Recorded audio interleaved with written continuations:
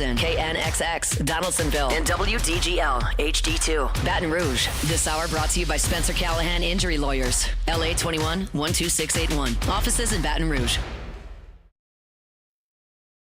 Now, the Hunt Palmer Show. Yes! I feel like I've been waiting for this my entire life. You're listening to the Hunt Palmer Show on 104.5 ESPN Baton Rouge. Jolly good fun. Jolly good. Locking down the middle of the day. America's favorite daytime fun show. Live from the Mercedes-Benz of Baton Rouge studio. This is Hunt Palmer.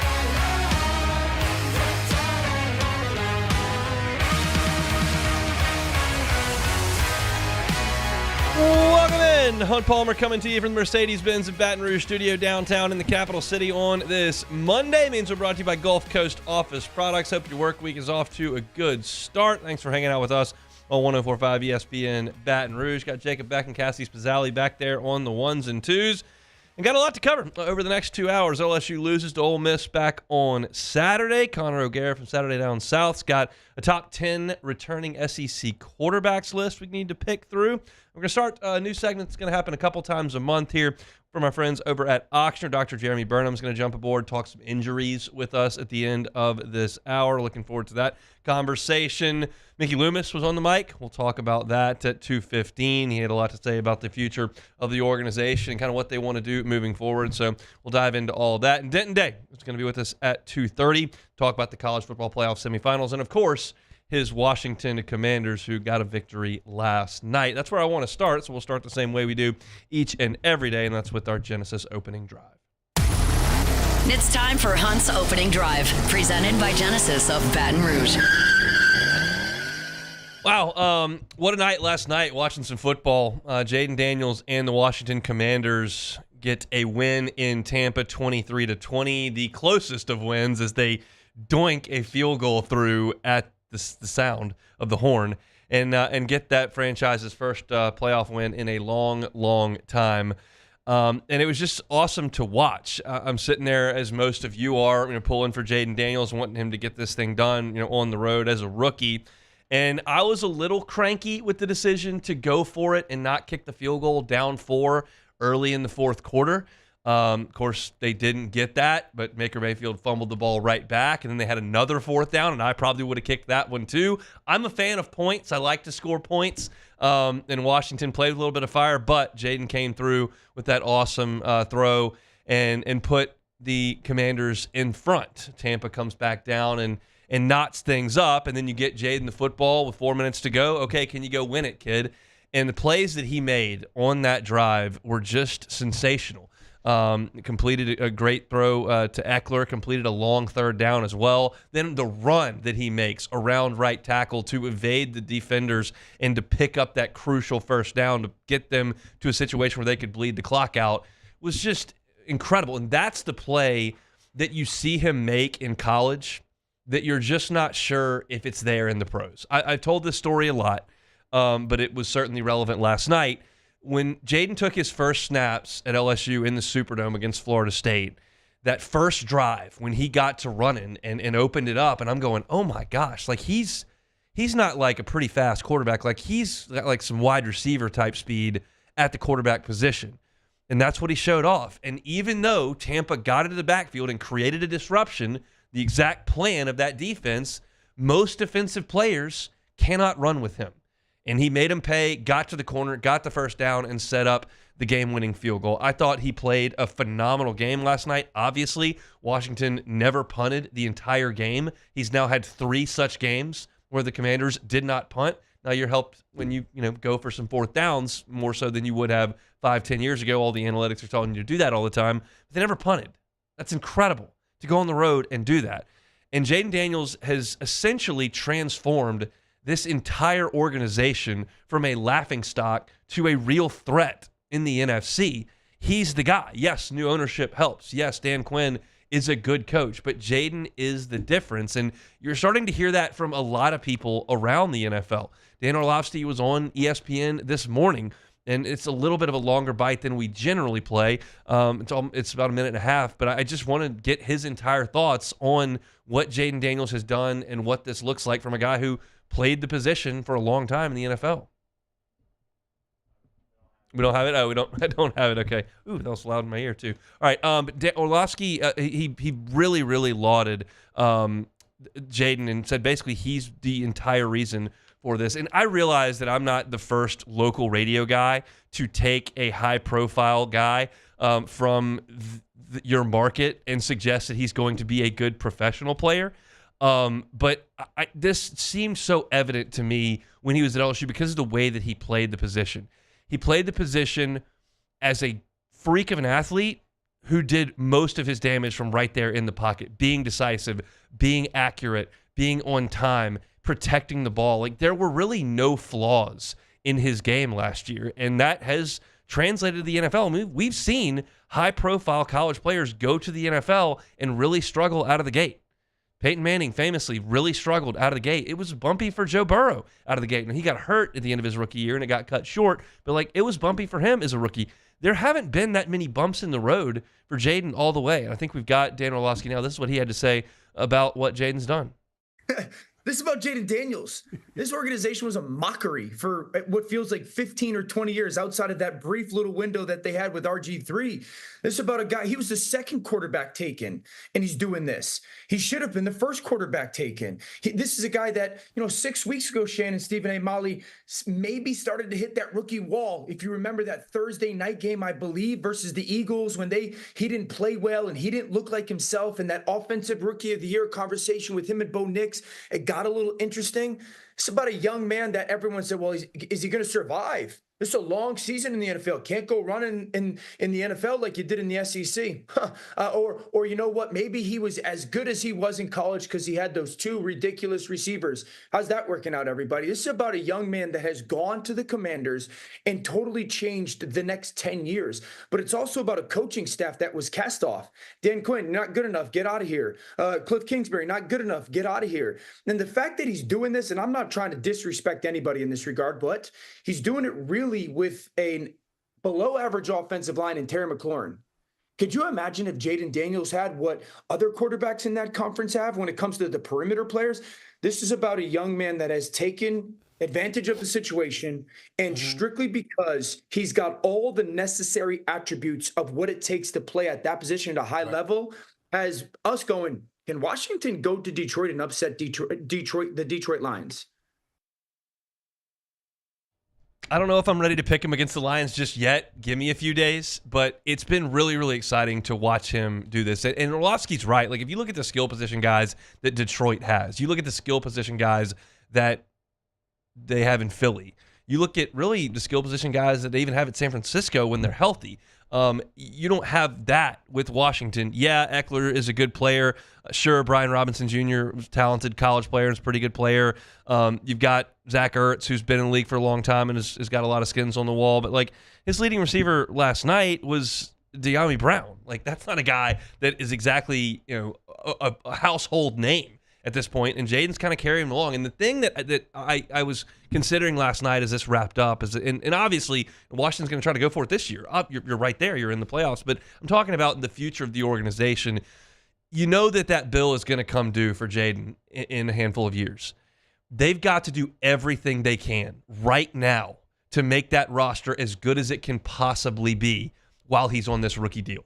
That's what we talk about this with the Saints all the time, and how they got to tear this thing down and you got to rebuild and restart. Well, the reason that they need to do that is because they did everything they could while Breeze was in his prime to put as many players as they could around him. And so when you realize your window comes open, you've got to attack. And the window with the quarterback on the rookie deal is so short. Cincinnati just ran out of real estate. We saw what happened this year.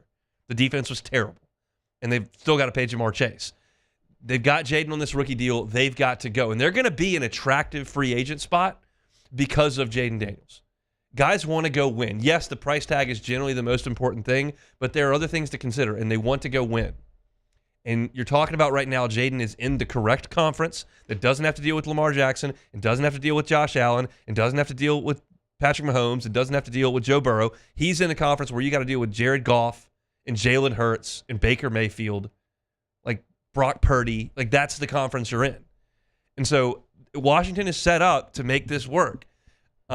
And they got to figure it out over the next couple of years. It's really fun. I talked about this like 3 weeks ago, maybe a month ago, with Burrow and with Jaden Daniels. I feel a little bit slimy pulling for Washington the way that I was last night, understanding that if they lost, it wasn't going to completely break my heart like the teams that I am completely emotionally invested in. It's just kind of a joyride when I get to watch these guys play. And we've gotten to see Joe in the playoffs now 3 different times, and now we see Jaden in the playoffs here. And I root for them. I'm on the couch last night. I'm fist pumping. I'm fired up. I'm pulling for Washington for sure to win that game. But it's not quite the same as with LSU and the Cubs for me. But it's all the enjoyment when things go well, which again feels a little bit slimy. I feel like you should probably have a little bit more skin in the game with a negative emotion possibility if you lose to enjoy the highs. But I'm enjoying what I'm seeing from Washington, and quite frankly, the 3 big storylines from this weekend in the NFL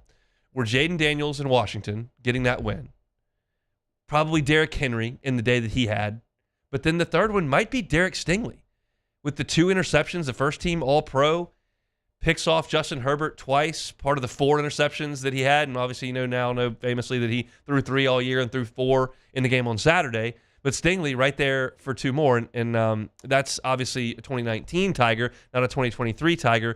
But I often just look at it and I'm like, God, how many stars had to align for us to watch that 2019 team become assembled and become the finished product that it was, which is the greatest team any of us have ever seen.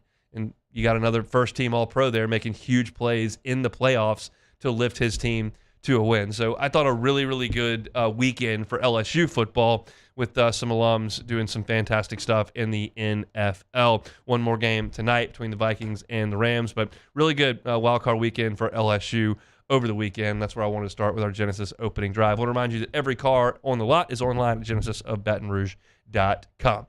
All right, we got a lot to do. We're going to talk some hoops coming up next. What happened to LSU in Oxford? We'll do that next on the Hunt Palmer Show.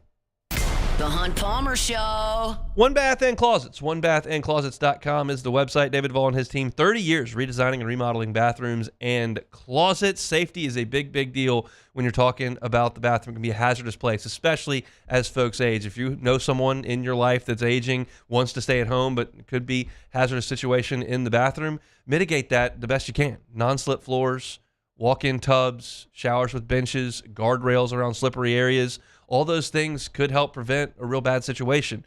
David Vaughn and his team are happy to help you with that. They do that kind of stuff all the time. Go to onebathandclosets.com, request that free consultation. View the pictures of their great work. They've done a lot of work at the website to put those pictures up and to make it as functional as it is. It's a great opportunity to look at some of the great things they can do there at One Bath and Closets. Check them out online, onebathandclosets.com.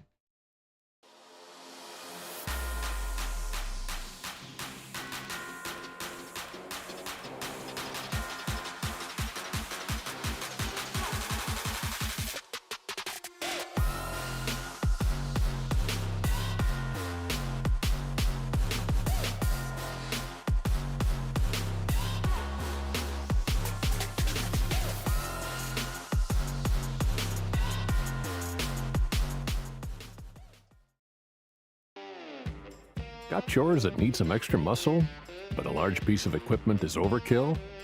That's what John Deere compact utility tractors were made for. Powerful enough for the work you need to do. Compact enough for how you need to do it. Find the equipment that's right for you at Sunshine Quality Solutions. Check out our current promotions and learn more about what it means to be powered by sunshine at sunequip.com. At Bayou Automotive, we believe in a sales process that puts you first. We want you to experience an easy purchase with clear pricing and great service. Let Bayou Ford and Bayou Chrysler Dodge Jeep Ram be your trusted partners in finding your perfect vehicle. The crew at Bayou Automotive is going to do right by you. At Bayou Automotive, we believe in a sales process that puts you first. We want you to experience an easy purchase with clear pricing and great service. Let Bayou Ford and Bayou Chrysler Dodge Jeep Ram be your trusted partners in finding your perfect vehicle. The crew at Bayou Automotive is going to do right by you. I've been doing business with Luba for 25 years. They're dependable, trustworthy. It's just the attention to detail with our clients. Our folks have years and years of experience. They're highly trained professionals, but many companies have that asset. What I'd like to think makes Luba a bit different is that we use those talents in a way that truly is dedicated to serving the needs of the folks who depend on us.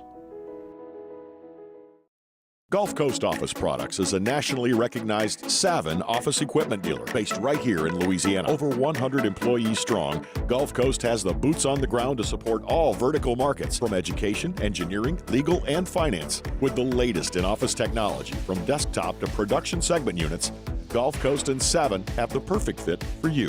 Call 225-756-2644. That's 756-2644 for Gulf Coast Office Products. Dylan Cruz here to tell you about Six Rings Baseball and Softball Camp. If you live on the North Shore and play ball, go to Six Rings Camps with former LSU assistant coach Dan Canaveri. His knowledge is second to none, and your child will improve and have fun doing it. Camps were held at Coquille Park and Six Rings Academy in Covington with 4 sessions over the summer. Full day and morning only sessions are available from ages 7 to 13. Go to sixringsbaseball.com or call 9. You're listening to The Hunt Palmer Show, brought to you by Gulf Coast Office Products.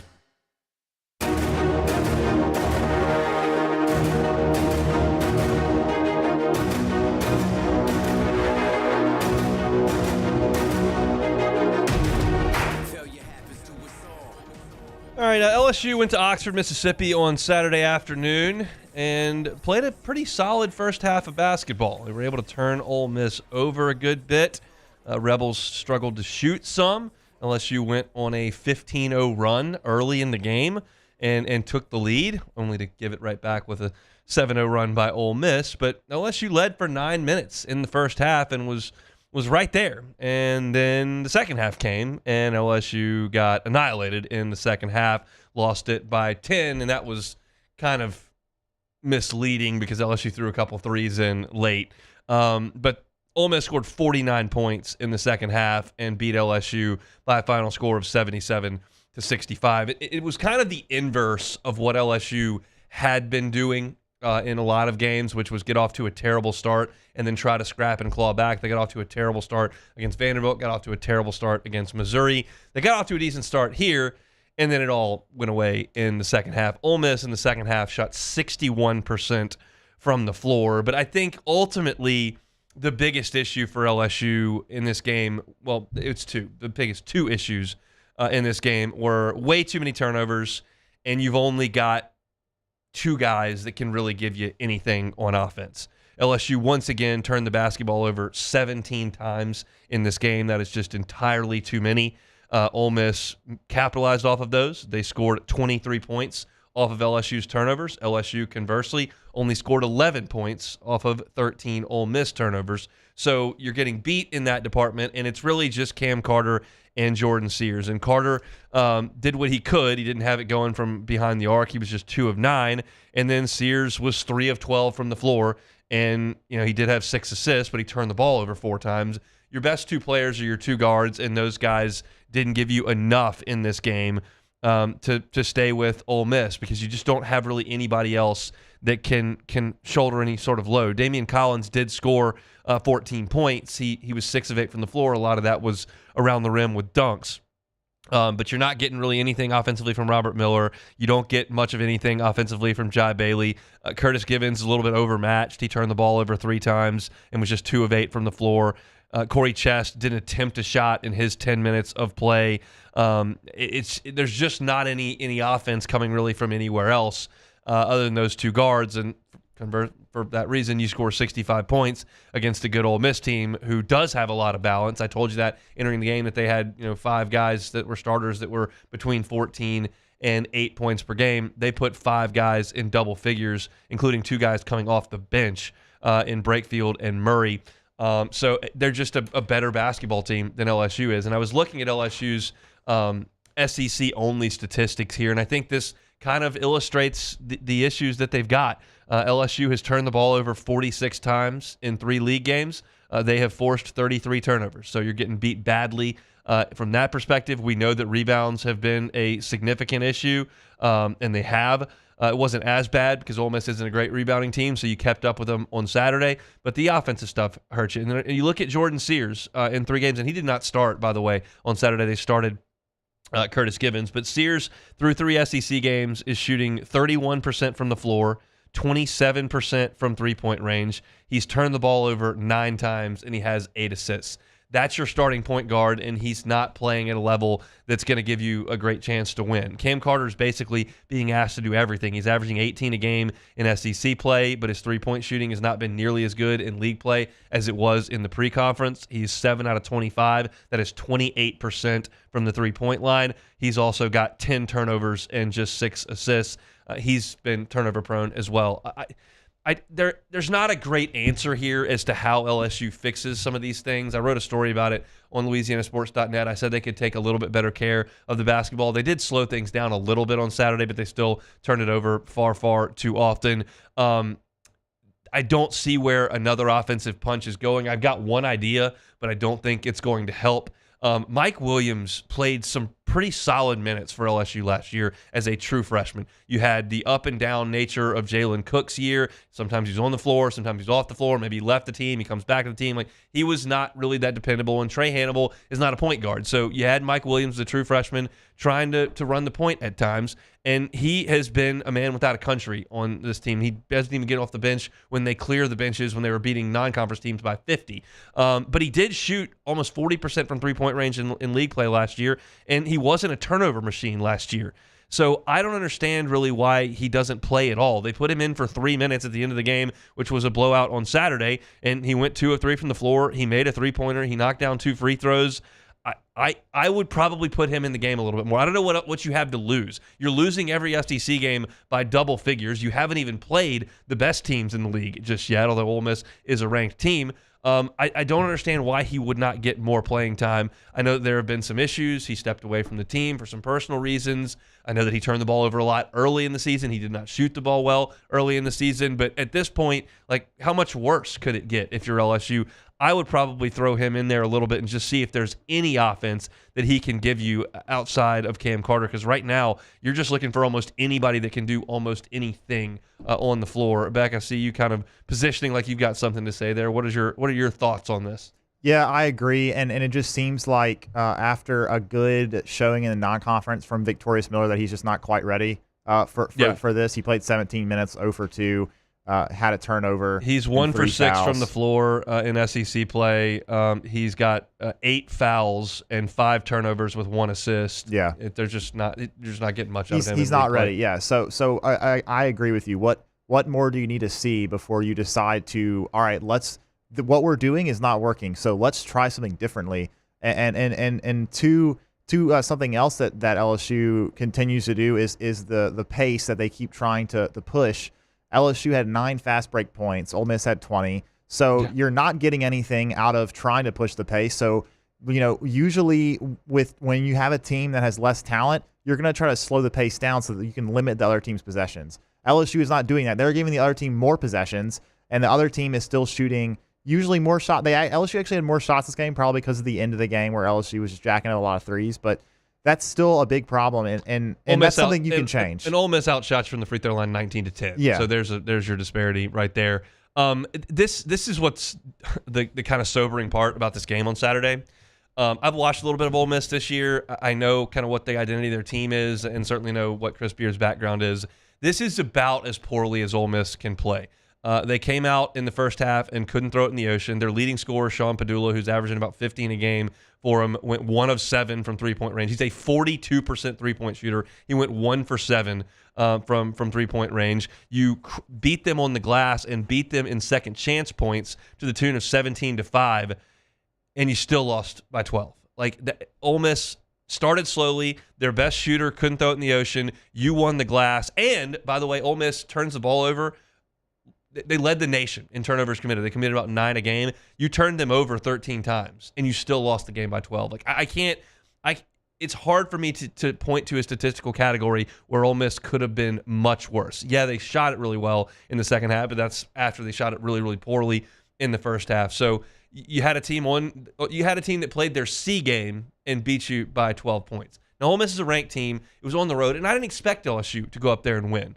But I think it's important that I kind of painted in that context, like, hey, you had a chance there, and you were in the game at halftime, and then boom, Ole Miss comes right out of the gate, throwing them in, and LSU continues to turn the ball over. And at this point, it's just hard to see where they're going to get vast improvement from. Maybe the most disappointing aspect of SEC play thus far has been that Corey Chest's really good play early in the season hasn't really carried over to league play. He's only got a total of 8 rebounds in 3 league games. This is a guy that was consistently pulling down double-figure rebounds. He had 3 double-doubles in a row back in December. I know that your level of play, your competition level that you had was awful, but you're talking about a guy that was doing a really good job on the glass. That's not carrying over to league play.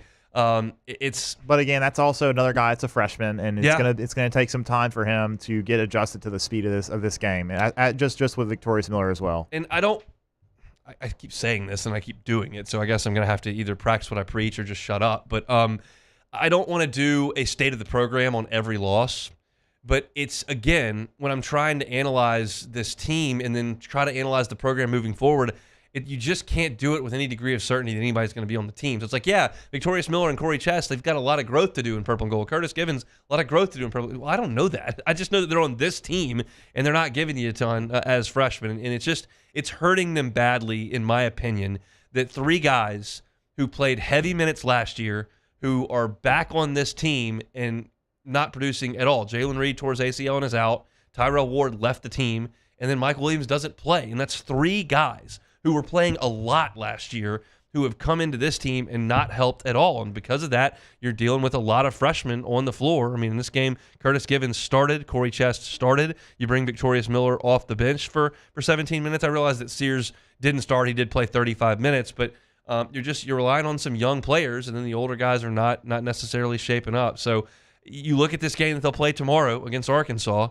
and Arkansas is not good. I was listening to their post-game show on Saturday, and those guys are really frustrated by what they're seeing night in and night out. They wanted to win immediately with John Calipari and some of the guys that he brought in to Kentucky. He brought in a couple of McDonald's All-Americans, brought in Jonas Adu from Tennessee. Like, they got transfers and they got some high-level recruits, and they were ready to win, and they're 0-3 in league play. So they've also played Florida, Tennessee, and Ole Miss. Yes, they played a hard schedule. But they're not winning, and they're very frustrated. But if LSU does not win on Tuesday, you're staring 0-7 right in the face, and 0-7 is not recoverable from. You can't. And 1-6 may not be recoverable from. It's just not doable. You had to try early on to get a couple of games, and you've let 3 now go by against teams that, quite frankly, aren't very good. Vanderbilt's getting beat badly when they don't play you. We've seen Missouri get beaten pretty good. Ole Miss is 3-0, so that's a good start for them. But it's just it's the wrong year to have a real average-looking basketball team, and LSU's got that, and it's being reflected in the scoreboards each and every week. So they'll play tomorrow against Arkansas at 8 o'clock in the PMAC, and we'll talk about that one tomorrow. But 77-65 was the final from Oxford on Saturday in a game where kind of forced Ole Miss to play down in the dirt, and they still beat you by 12 points. So that's a frustrating piece to the puzzle for Matt McMahon and his team. All right, we're going to talk with Dr. Jeremy Burnham coming up at 1:45 about some injuries. I want to talk about Harold Perkins and Jacobian Guillory, when we can expect to see them back. Also, Carson Beck's injury is fascinating to me as he heads to Miami. So we'll talk about some injury stuff with Dr. Jeremy Burnham from Oxnard coming up in about 15 minutes. When we come back, Connor O'Gara put together a piece for Saturday Down South, way too early ranking of the SEC's top 10 quarterbacks heading into 2025. Where's Garrett Nussmeier on that list? I'll tell you, coming up next. The Hunt Palmer Show.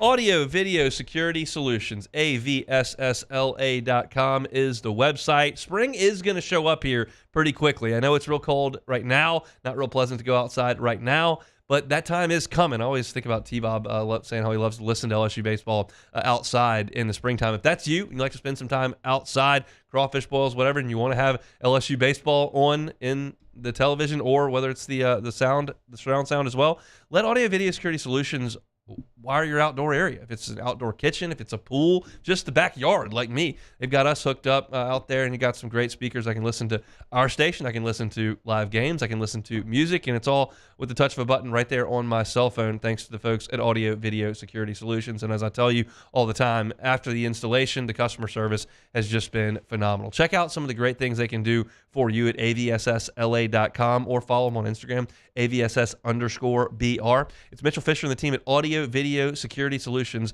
online at avssla.com. There it is, the extra mile, on the border of expected and extraordinary, for those willing to go further, like vans customized for work or play, with safety and tech to keep you connected. supported by a 5-star sales, service, and finance team, and backed by the 1-star you know. So go the extra mile. It's never crowded because so few have what it takes to go there. Mercedes-Benz Vans.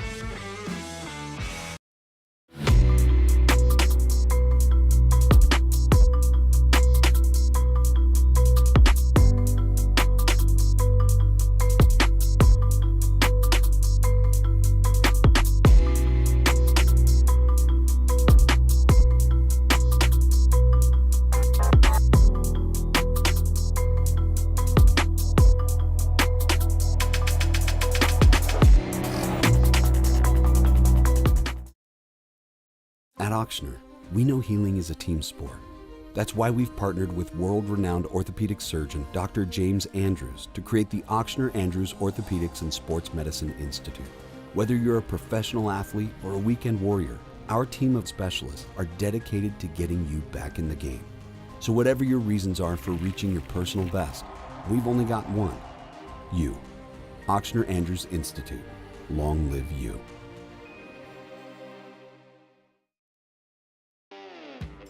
Got chores that need some extra muscle, but a large piece of equipment is overkill?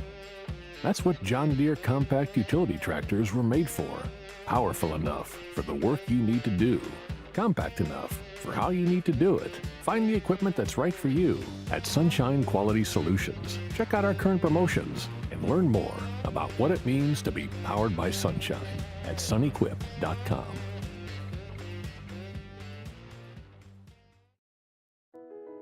I've been doing business with Loomis for 25 years. They're dependable, trustworthy. It's just the attention to detail with our clients. Our folks have years and years of experience.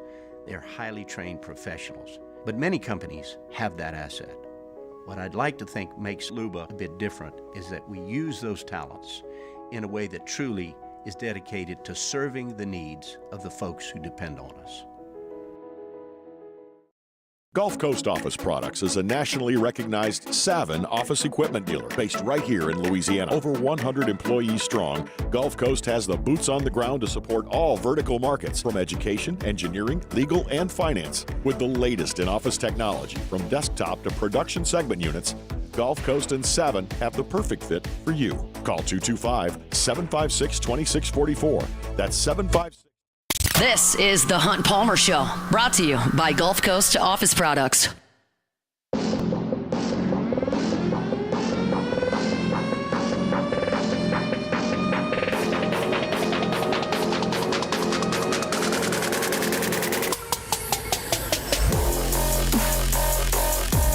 All right, chugging along here on a Monday edition of the Hunt Palmer Show. We're brought to you by Gulf Coast Office Products. And we'll breakfast with Trey Beal this morning from Gulf Coast Office Products.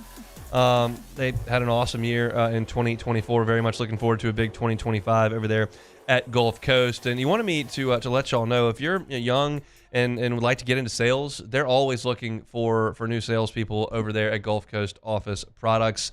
It's a phenomenal company that's had a ton of success and is a great place to work. And Trey is a great mentor and has done an awesome job over there at Gulf Coast running the show. So if you're interested in a job, if you're a college kid that's starting up today in your final semester, maybe looking to get into sales, Gulf Coast Office Products could be a great place to intern and start your career. So go check them out at gcopnet.com. Baton Rouge Business Report says the #1 office supplier in the market of Baton Rouge, Gulf Coast Office Products. All your printing, scanning, copying needs. Check them out online, gcopnet.com. All right, Connor O'Gara, Saturday Down South, wrote a piece today. My way too early ranking of the SEC's top 10 quarterbacks entering 2025. I wanted to take a look at that, and I didn't think that it was overwhelmingly shocking.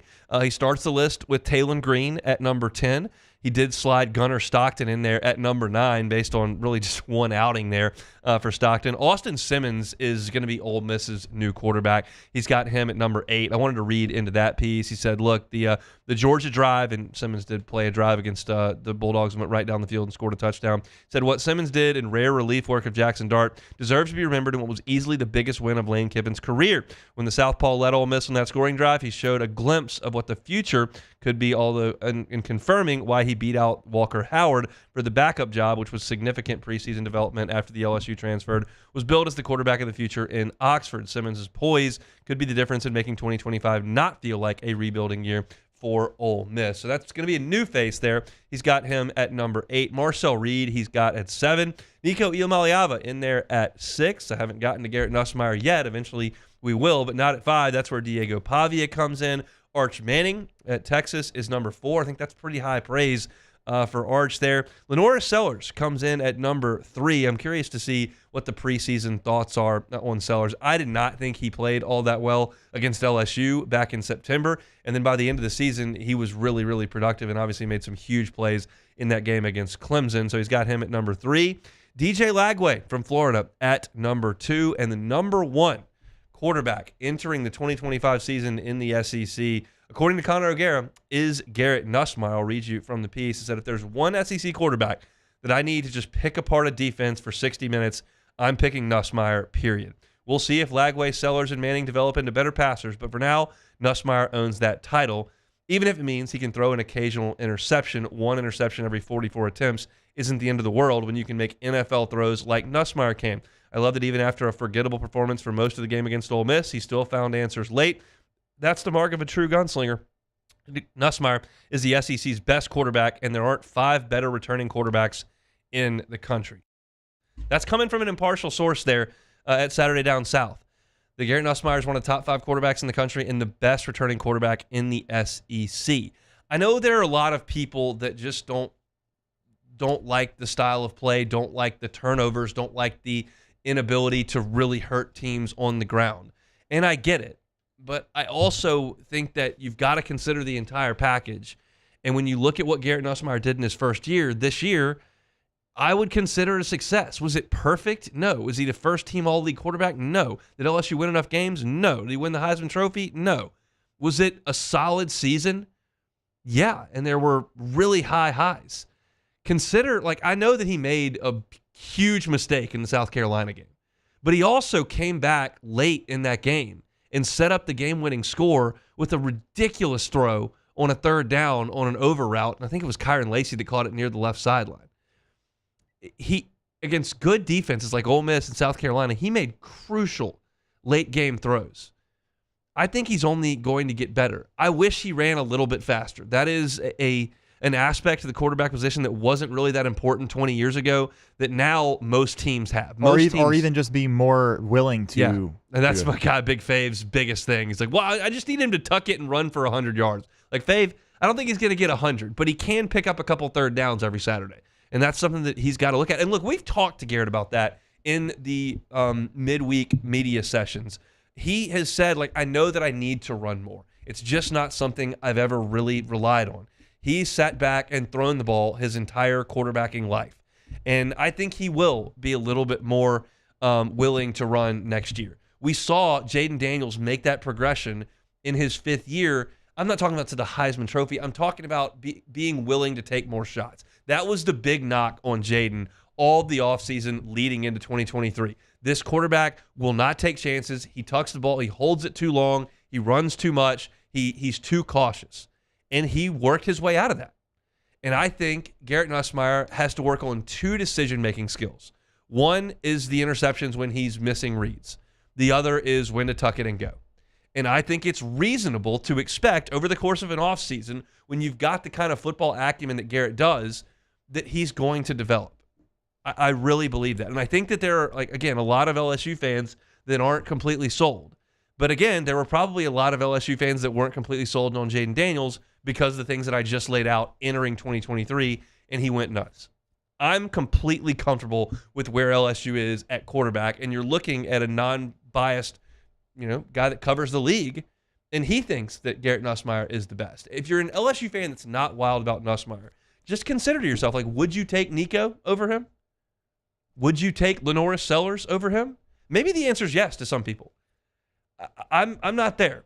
I like the guy that LSU's got, and I think you're going to see this more and more as time goes on. We'll see if there's any movement in the transfer portal in the spring, but I think you've probably got a pretty good idea of who the quarterbacks are in the SEC, and I think when we go to SEC Media Days coming up, I'm not sure where it is. I think it may be in Hoover, but it might be in Atlanta this year. They were just in Dallas. I'm not sure. Doesn't matter. That's in July. I think when you get there, I think Garrett Nussmeier is going to be voted the first-team quarterback. I think it's possible that Arch gets some votes based on that name brand, but he hasn't produced. I think it's possible that Sellers gets some votes, and certainly DJ Lagway is going to be in that mix as well. And if you told me as an LSU fan that you'd rather have Lagway than Nussmeier, I'm not going to fight you on that. Lagway looked like he really turned a corner there late in the season after he got hurt. But LSU's got a guy that I think is good enough to do anything that they want to do. I think Garrett Nussmeier is good enough to win the SEC. It's going to take a great team around him. I think Garrett Nussmeier is good enough to make the playoffs. I think Garrett Nussmeier is good enough to win some playoff games. I do. I think he's that good. I think he's got to be better than he was this past year for LSU to reach those goals. You can't play a half like he did against Texas A&M in the second half. You can't have that Alabama game happen twice. There was a lot of good. Ole Miss at the end was really good. South Carolina near the end was really good. And then, of course, in the non-conference games, he was great. I thought he was really good in the Vanderbilt game as well. I thought he was really good at Arkansas, just kind of managing things, even though the numbers weren't gaudy. LSU ran the ball pretty well that day. But I think it speaks volumes when you've got a guy like Conor O'Gara, who has no tie to LSU, saying, this is the guy I would take if you gave me any quarterback in the SEC. And I think that I'm kind of just trying to present that to the LSU fans to go, hey, I think LSU can be okay at quarterback, even though people were disenchanted with the amount of turnovers. Those things come down. I think LSU's got a guy that can do some great things next year. So does Conor O'Gara, evidently. If you're looking for your LSU football coverage all year round, even though we're in basketball and baseball's coming, football, a Hunt on LSU. You can find us on YouTube or wherever you find your podcast. All football, all year round, Hunt on LSU. Let's take a time out. When we come back, we'll start a new segment we're going to do a couple times a week. Dr. Jeremy Burnham from Auctioner is going to jump aboard and talk about some of the injuries, specifically on the LSU team. So we'll do that with Dr. Burnham when we come back. The Hunt Palmer Show. Genesis of Baton Rouge. GenesisofBatonRouge.com is that website. Every single car that is on the lot is online at GenesisofBatonRouge.com. They're on Airline near Pico, and there's a good chance you've never been to that dealership. It hadn't been there that long, but it's brand new. It's incredibly nice. Vibes are immaculate. Setting is great. Excellent cup of coffee. Got some snacks there as well. Get your vehicle serviced. Stop on by and see if you can get behind the wheel of one of those new Genesis vehicles. They are phenomenal, and the entire line was given the IIHA top safety pick. Some of them were top safety picks plus. Get on by Airline near Pico, across from Women's Hospital, and get behind the Genesis and understand why it is phenomenal luxury brand of vehicles. It's Genesis of Baton Rouge. They're online at GenesisofBatonRouge.com. At Bayou Automotive, we believe in a sales process that puts you first. We want you to experience an easy purchase with clear pricing and great service. Let Bayou Ford and Bayou Chrysler Dodge Jeep Ram be your trusted partners in finding your perfect vehicle. The crew at Bayou Automotive is going to do right by you.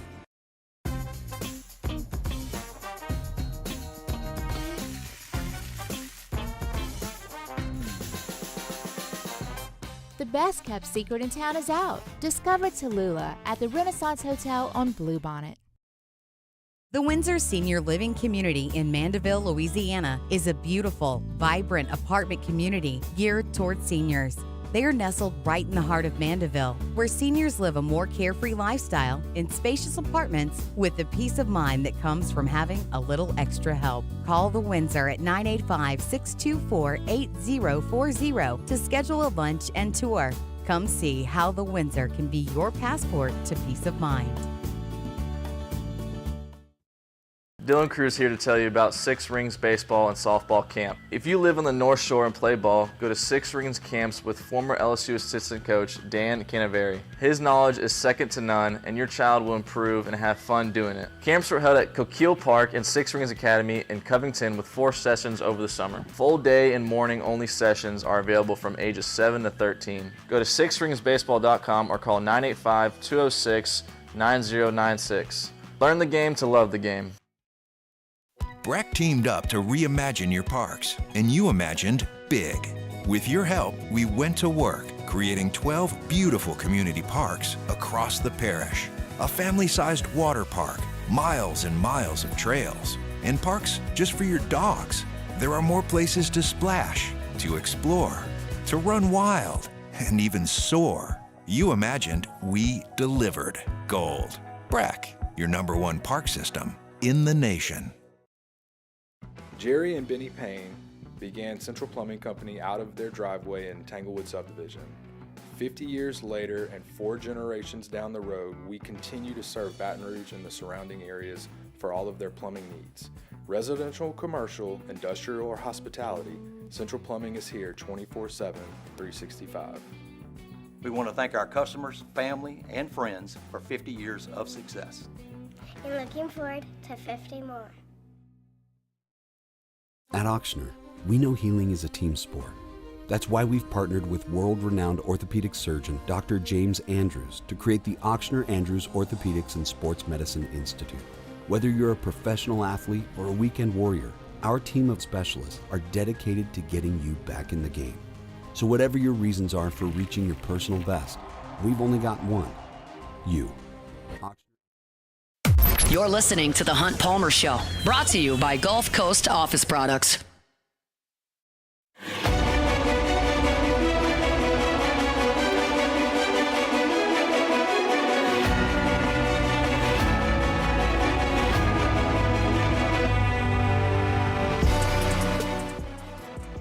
Moving right along on this Monday, we're brought to you by Gulf Coast Office Products each and every Monday. And very excited for this next segment that we're going to kick off, do a couple of times per month. It's called our Injury Report, and it's brought to you by Ochsner Health. And we're going to chat about some injuries around the world of sports. And to do so, we bring on former Tiger and now Ochsner board-certified, fellowship-trained orthopedic surgeon specializing in sports medicine over there at Ochsner. He is Dr. Jeremy Burnham. Dr. Burnham, thanks for the time. How are you today?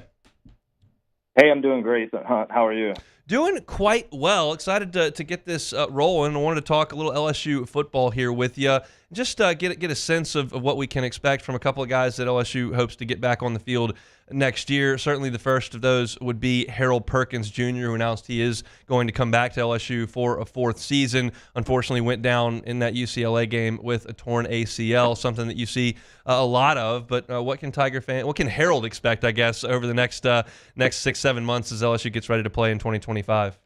Yeah, absolutely. Well, and I got to say, you're getting me excited about football season already. Talking about, I agree. I think Garrett Nussmeier is going to have a fantastic year and take us a long way. So I'm excited. And, and hats off to the LSU Sports Med team. It's really, they're a first-class team over there, world-class, and it's good to know the LSU athletes are getting such great care. I think, these guys are going to be leading the pack in terms of how they get back and how well they do. And, when you talk about Harold Perkins specifically and his position, being a linebacker where he plays, I think, the odds are just great for him. I was excited to see that, he was coming back. When you look at ACL injuries, I mean, look, they're devastating injuries.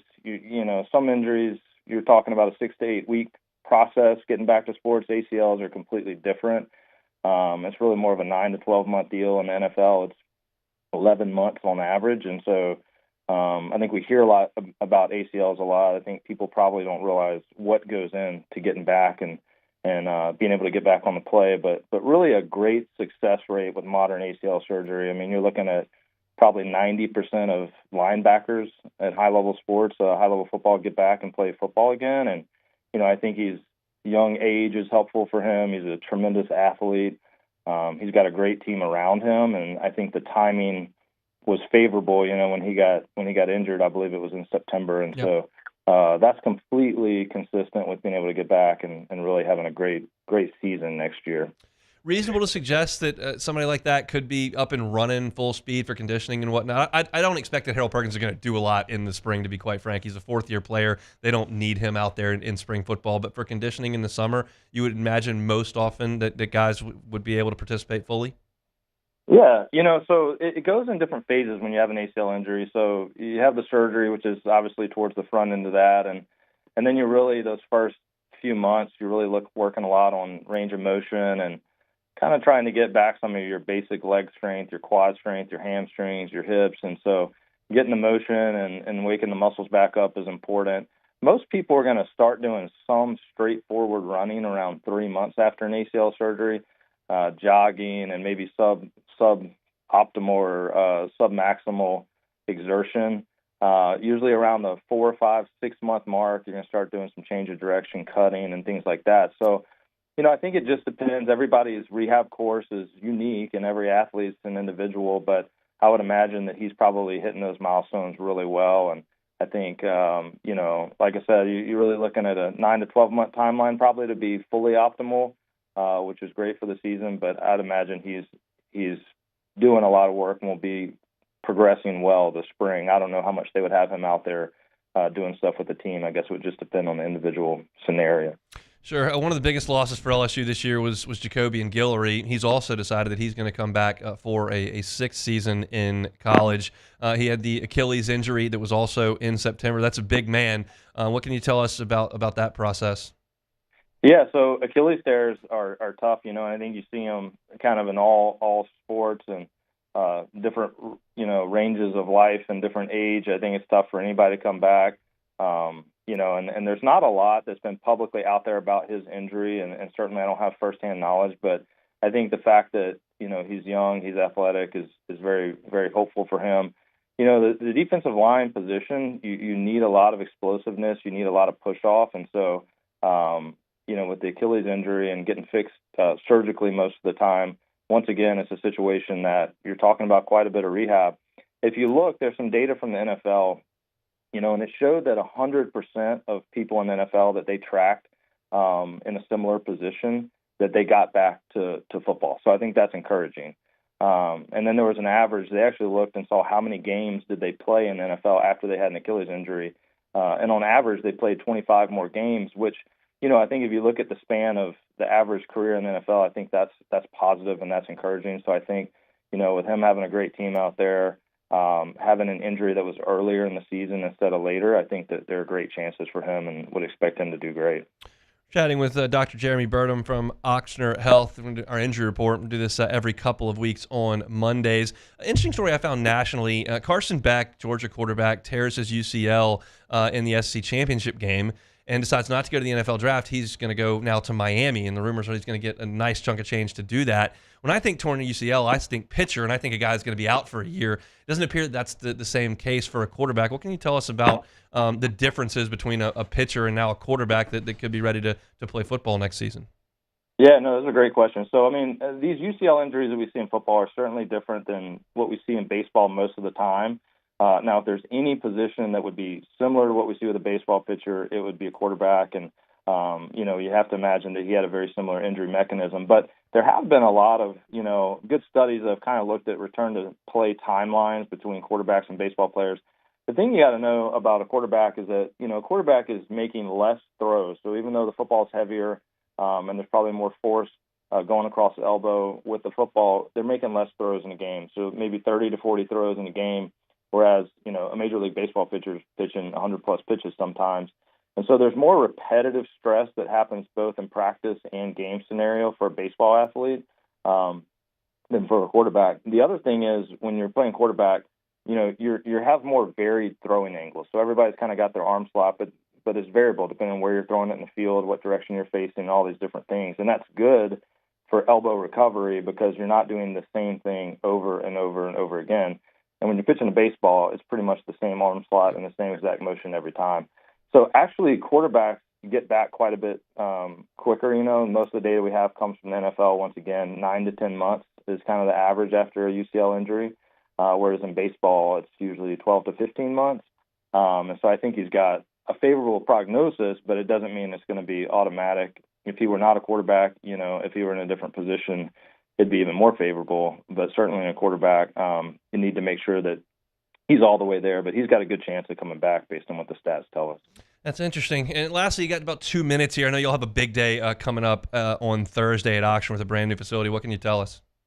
Yeah, so we're super excited. We've just opened the Ochsner Orthopedics and Sports Med Institute at the Elite Training Complex. Mm-hmm. That is at the corner of Burbank and Lee, just right here close to campus.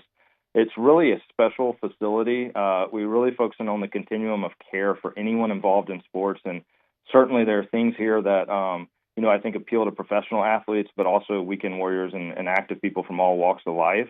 There are 2 turf football fields out here. There's an indoor football field. We have a 3D motion analysis a system over here that lets us look at players and try to determine people that are at a higher risk for injury. And then do some things before the season starts to lower that chance of injury. And then certainly we're rehabbing people ACL tears, things like that. It helps guide the rehab. So we're super excited about that. We have orthopedic clinic here. We have sports medicine clinic. We have physical therapy. We have strength and conditioning. And on Thursday, we're going to be doing a grand opening, which we're really excited about to showcase this to the community. Sounds absolutely awesome. Can't wait to see that on Thursday. He's Dr. Jeremy Burnham. He serves as the medical director of sports medicine and the head of orthopedic surgery over there at Ochsner Health. We're going to have an injury report every couple of weeks, so we'll talk in a couple of weeks. Dr. Burnham, thanks so much for your time. Talk to you soon. Thanks, Hunt. Absolutely, it is our pleasure. So some interesting stuff there. I think that it's encouraging, the prognosis on Harold Perkins. Hopefully he's full and ready to go for fall camp. I'm concerned as someone who knows nothing about orthopedic surgery, about Jacobian Guillory's explosiveness coming off that Achilles. It's just something we're going to have to see. It's something I can't wait to look for in fall camp. But hopefully those two guys are back and a huge part of LSU's defense in 2025. We appreciate Dr. Burnham for giving us a little bit of his time here on this Monday. We're going to take a time out. We got an hour to go. We'll talk to Denton Day in about 35 minutes. It's all coming up on a Monday edition of The Hunt Palmer Show. The Hunt Palmer Show. At Bayou Automotive, we believe in a sales process that puts you first. We want you to experience an easy purchase with clear pricing and great service. Let Bayou Ford and Bayou Chrysler Dodge Jeep Ram be your trusted partners in finding your perfect vehicle. The crew at Bayou Automotive is going to do right by you.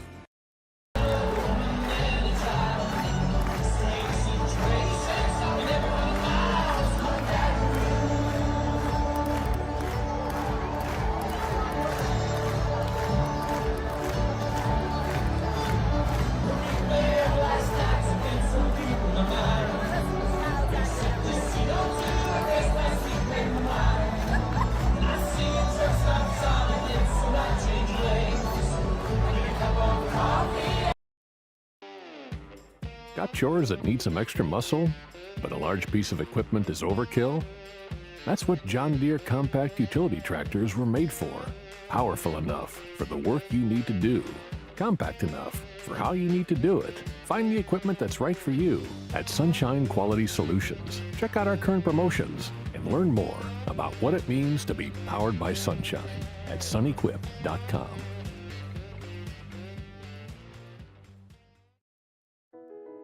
I've been doing business with Loomis for 25 years. They're dependable, trustworthy. It's just the attention to detail with our clients. Our folks have years and years of experience. They're highly trained professionals, but many companies have that asset.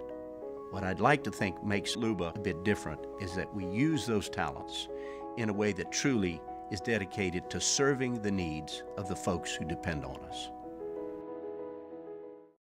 Gulf Coast Office Products is a nationally recognized Savin office equipment dealer based right here in Louisiana. Over 100 employees strong, Gulf Coast has the boots on the ground to support all vertical markets, from education, engineering, legal, and finance. With the latest in office technology, from desktop to production segment units, Gulf Coast and Savin have the perfect fit for you. Call 225-756-2644. That's 756-2644 for Gulf Coast Office Products. Dylan Cruz here to tell you about Six Rings Baseball and Softball Camp. If you live on the North Shore and play ball, go to Six Rings Camps with former LSU assistant coach Dan Canaveri. His knowledge is second to none, and your child will improve and have fun doing it. Camps were held at Coquille Park and Six Rings Academy in Covington with 4 sessions over the summer. Full day and morning only sessions are available from ages 7 to 13. Go to sixringsbaseball.com or call 985-206-9096. Learn the game to love the game. BRAC teamed up to reimagine your parks, and you imagined big. With your help, we went to work, creating 12 beautiful community parks across the parish. A family-sized water park, miles and miles of trails, and parks just for your dogs. There are more places to splash, to explore, to run wild, and even soar. You imagined, we delivered. Gold. BRAC, your #1 park system in the nation. Jerry and Benny Payne began Central Plumbing Company out of their driveway in Tanglewood subdivision. 50 years later and 4 generations down the road, we continue to serve Baton Rouge and the surrounding areas for all of their plumbing needs. Residential, commercial, industrial, or hospitality, Central Plumbing is here 24/7, 365. We want to thank our customers, family, and friends for 50 years of success. And looking forward to 50 more.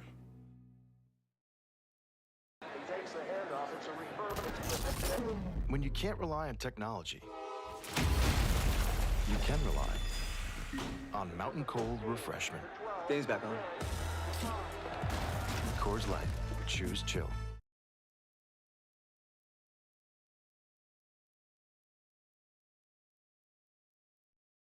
This is SportsCenter. I'm Christine Lisi. The latest NFL head coaching vacancy is in Dallas. The Cowboys and Mike McCarthy haven't had any negotiations on a new contract, so he won't return as the team's head coach. He'll become a free agent, reports ESPN's Adam Schefter. Bears and Saints expected to be interested in speaking with him about their openings. Pro Football Hall of Famer Shannon Sharp. For me, I don't like Mike McCarthy to Chicago. I think somebody else, I like Ben Johnson or even Cliff Kingsbury to get that job. I like AG, Aaron Glenn, to go to New Orleans. I think we've seen Mike McCarthy, and look, that's not to say that he's a good coach. I don't think he's great. Eagles starting linebacker Nakobe Dean will miss the rest of the playoffs with a torn patellar tendon. Oren Burks likely fills in for him moving forward. Next up for the Eagles in the divisional round, the winner of tonight's Rams-Vikings wildcard game, 8 Eastern, ABC and ESPN. A 55-year-old Texas man, Michael Lewis, was arrested on a felony stalking charge in Indianapolis after allegedly sending threats and sexually violent messages to Indiana Fever star Caitlin Clark via social media. Hey, it's your resident Super Bowl champ, Chris Candy, coming up Tuesday. Cowboys, 49ers, and Pats. I'll give you my top 5 teams who have the best chance to make the playoffs next year. It's Unsportsmanlike, weekday mornings at 6, right here on ESPN Radio, ESPN2, and ESPNU.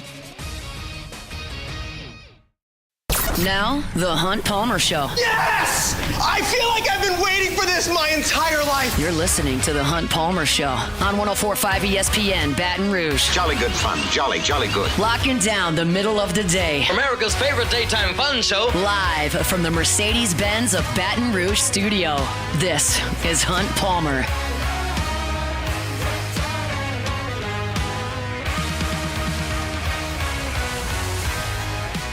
Number 2, Monday edition of the Hunt Palmer Show, presented by Gulf Coast Office Products. All your printing, scanning, copying needs, Gulf Coast Office Products. I mentioned this in the first hour, but I went to breakfast with Trey Beal from Gulf Coast Office Products this morning.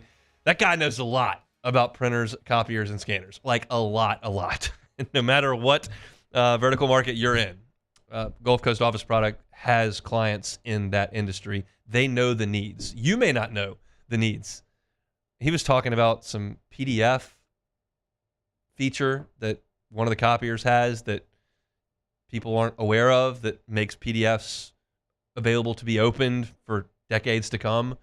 Sometimes now you get to one and you can't because it's not compatible. He knows a lot. So if you don't know exactly what it is that happens with your printer, scanner, copier, why you have the equipment that you do, call Gulf Coast Office Products and make sure that you got what you need, because it's all about efficiency. Oftentimes it's about dollars and cents, and they can help you out at Gulf Coast Office Products. They're online at gcopnet.com.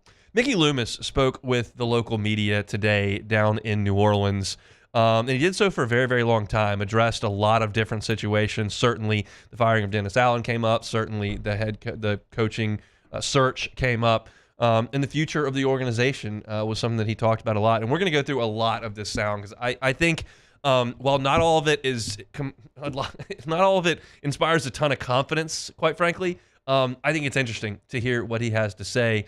Obviously, he's not going to divulge everything that's going on. You're not going to get a ton of new, juicy information as they conduct a coaching search. They are doing a pretty good job publicly of letting you know who they're interviewing and when.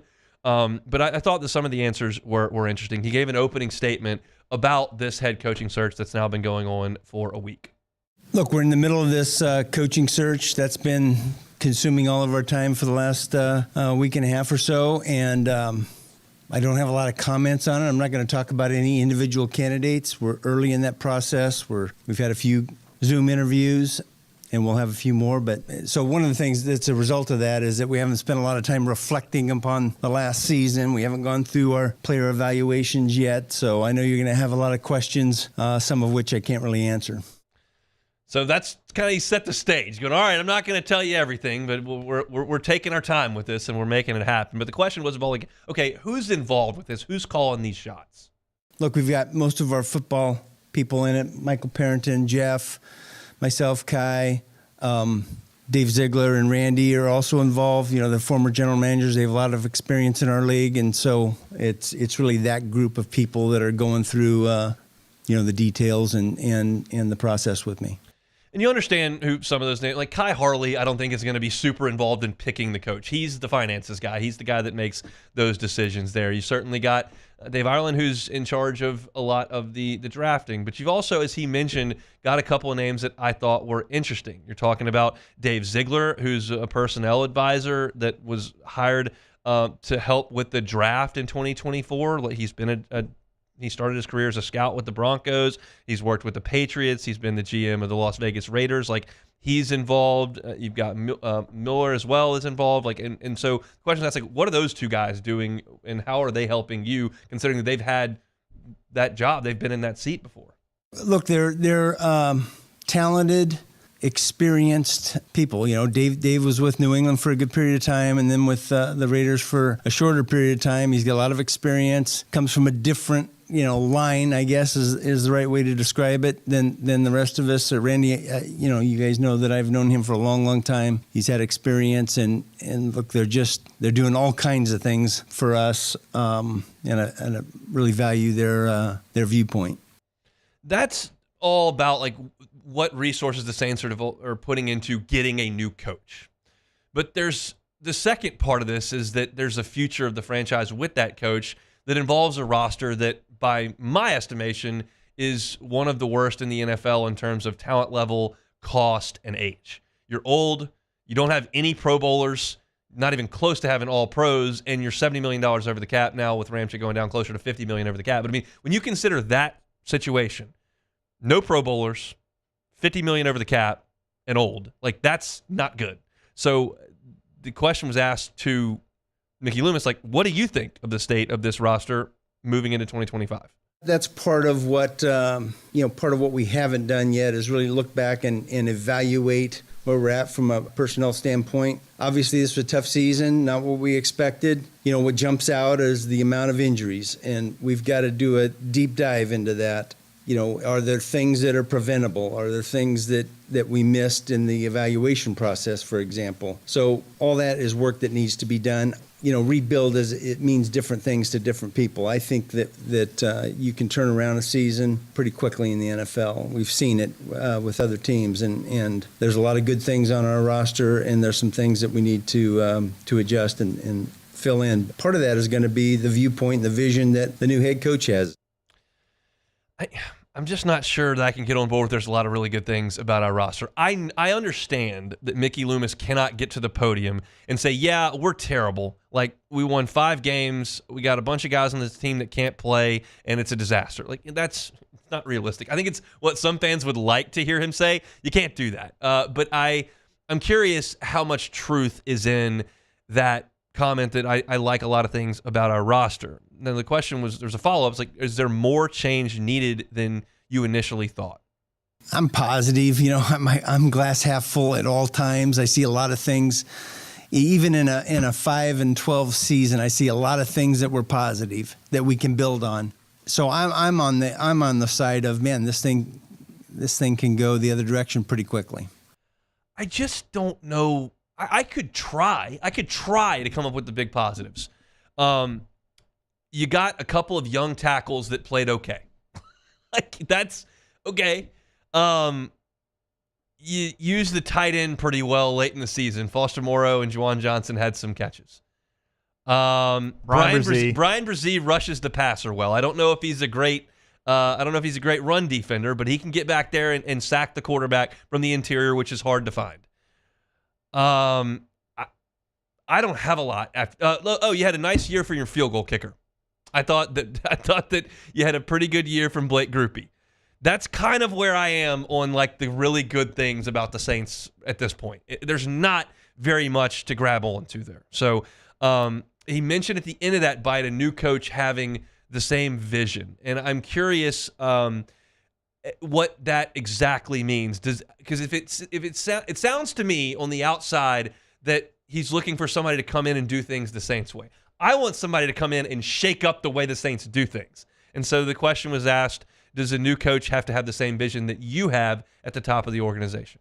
I think that one of the things that's really important is to be able to have a collective vision and be on the same page organizationally. Ownership, GM, coach, coaches, personnel department. We have to have the same collective vision. And we'll get to that. All of these candidates are going to have strengths and weaknesses, and we've got our strengths and weaknesses and blind spots, and so we just have to go through that and figure out, and we will, who the best fit is for us. There's not a lot of meat on that bone, but you understand, I want disruption. I want a disruptor. I think that Dan Campbell went to Detroit and was disruptive. I think that he changed the way that the Lions have done things for a long time. I can't point to them specifically, but you understand that has been such an awful organization, and for him to create that culture is really impressive. And so, no, I'm not there every day in Detroit to tell you exactly what these changes are, but it feels like he made big-time changes. I don't want someone to come in and kind of operate the same way the Saints have done things for a while. I want someone to come in and do things completely differently. And that's going to be challenging the power structure. And the two bites I want to play here to finish these segments are talking about that power structure, and one is ownership, which he mentioned you got to be aligned with. It's Gayle Benson, and then you've got Mickey Loomis. And there have been reports that they weren't necessarily aligned on when to move on from Dennis Allen, and that Gayle Benson finally looked at him and said, go fire this guy. You just lost to Carolina. And they did. And the question was asked to Mickey, were you and Gayle Benson aligned on the decision to fire Dennis Allen? Yeah, I don't want to get into that other than, look, it was an organization decision, and I'm part of the organization. I think that answer tells you something.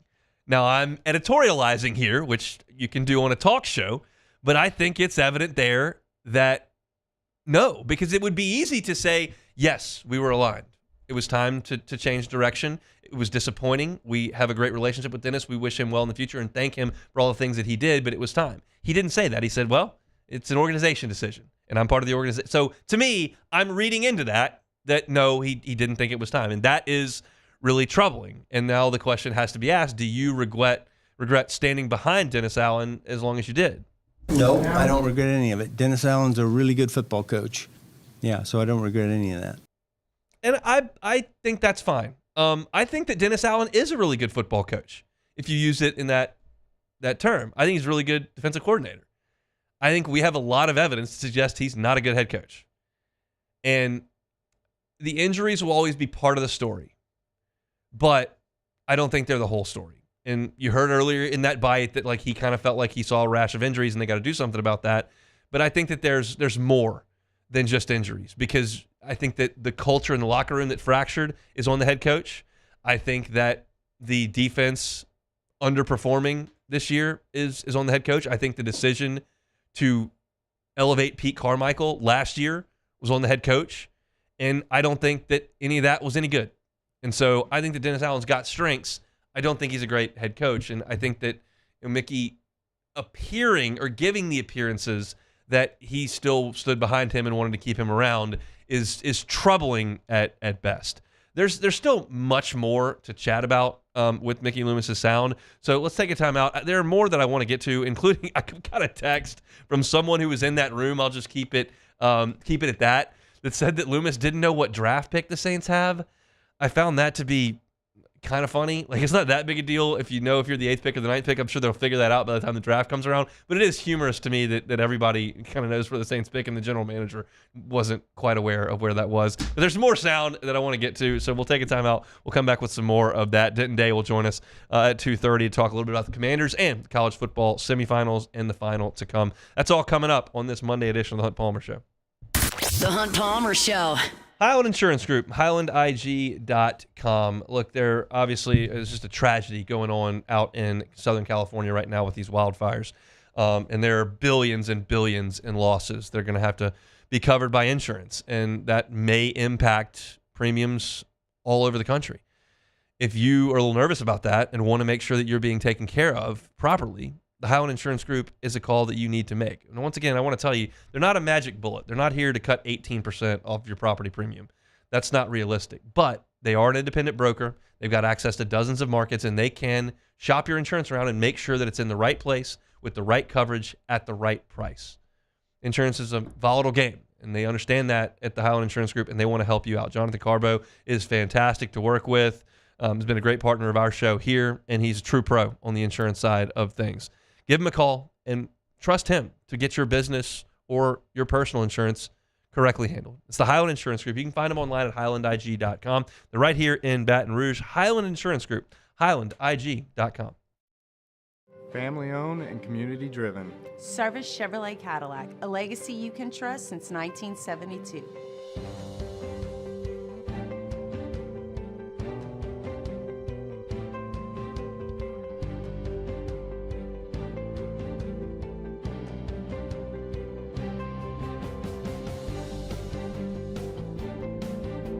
Service Chevrolet Cadillac, our family serving your family. For over 50 years.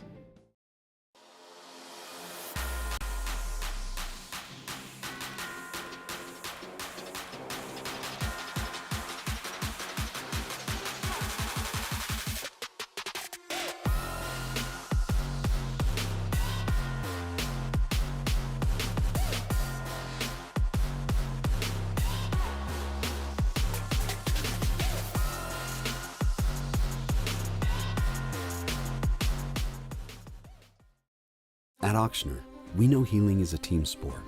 That's why we've partnered with world-renowned orthopedic surgeon Dr. James Andrews to create the Ochsner Andrews Orthopedics and Sports Medicine Institute.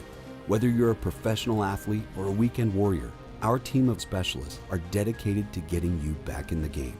So whatever your reasons are for reaching your personal best, we've only got one: you. Ochsner Andrews Institute. Long live you.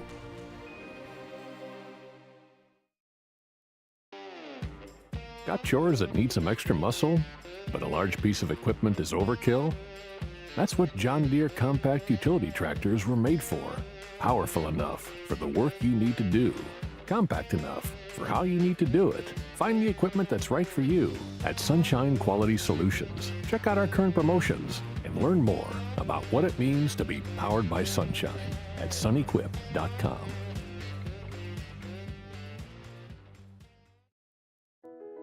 I've been doing business with Loomis for 25 years. They're dependable, trustworthy. It's just the attention to detail with our clients. Our folks have years and years of experience. They're highly trained professionals, but many companies have that asset. What I'd like to think makes Luba a bit different is that we use those talents in a way that truly is dedicated to serving the needs of the folks who depend on us. Gulf Coast Office Products is a nationally recognized Savin office equipment dealer based right here in Louisiana. Over 100 employees strong, Gulf Coast has the boots on the ground to support all vertical markets, from education, engineering, legal, and finance. With the latest in office technology, from desktop to production segment units, Gulf Coast and Savin have the perfect fit for you. Call 225-756-2644. That's 756. This is the Hunt Palmer Show, brought to you by Gulf Coast Office Products.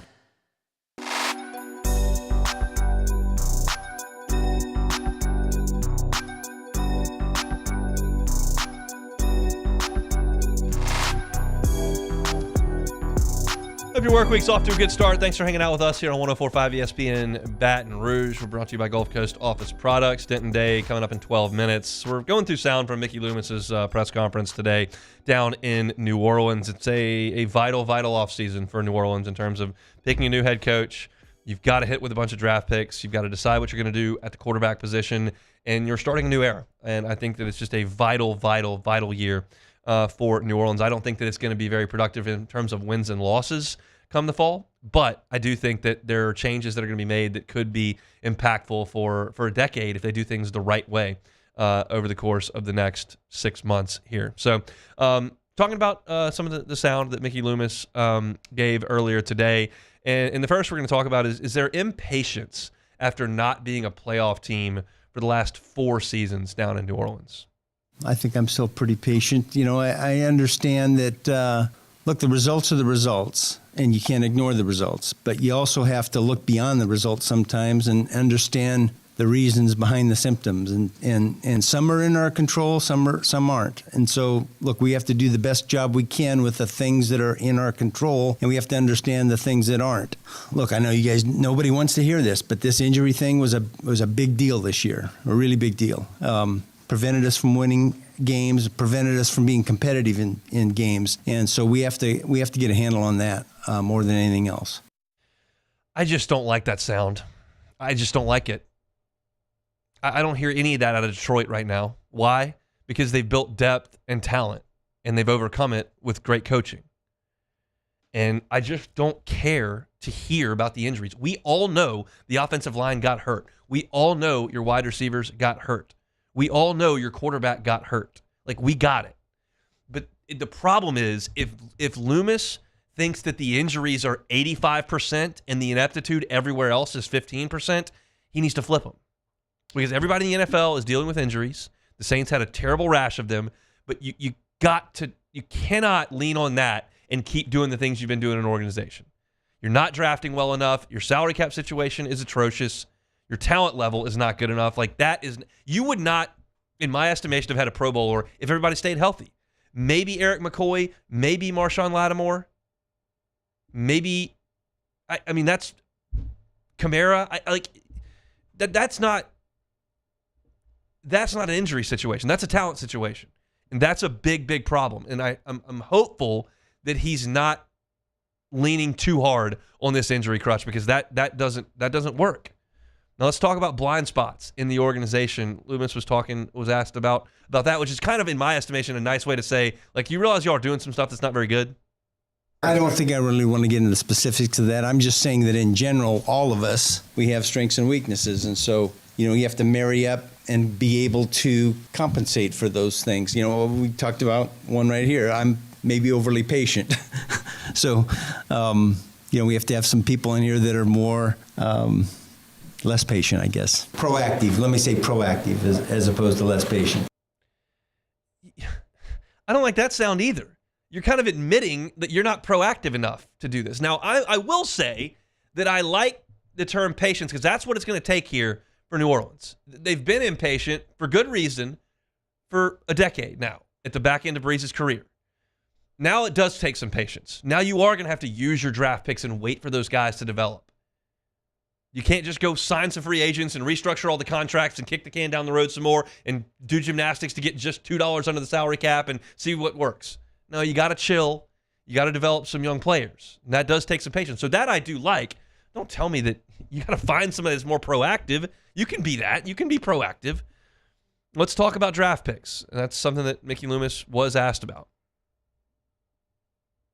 Oh, I'd always take more draft picks if we could get them. But look, I like where we're at, and I like our history of drafting too. I think we've got a really good history of drafting. Again, when you have a new coaching staff, now you've got to recalibrate and adjust not the evaluation process, but what you're looking for. And so that's going to be a lot of work. Once we get a coaching staff hired, to make sure that we're on the same page relative to the types of players, not the types, but the things that they want their players to do, and making sure that we're bringing guys that can do what they need.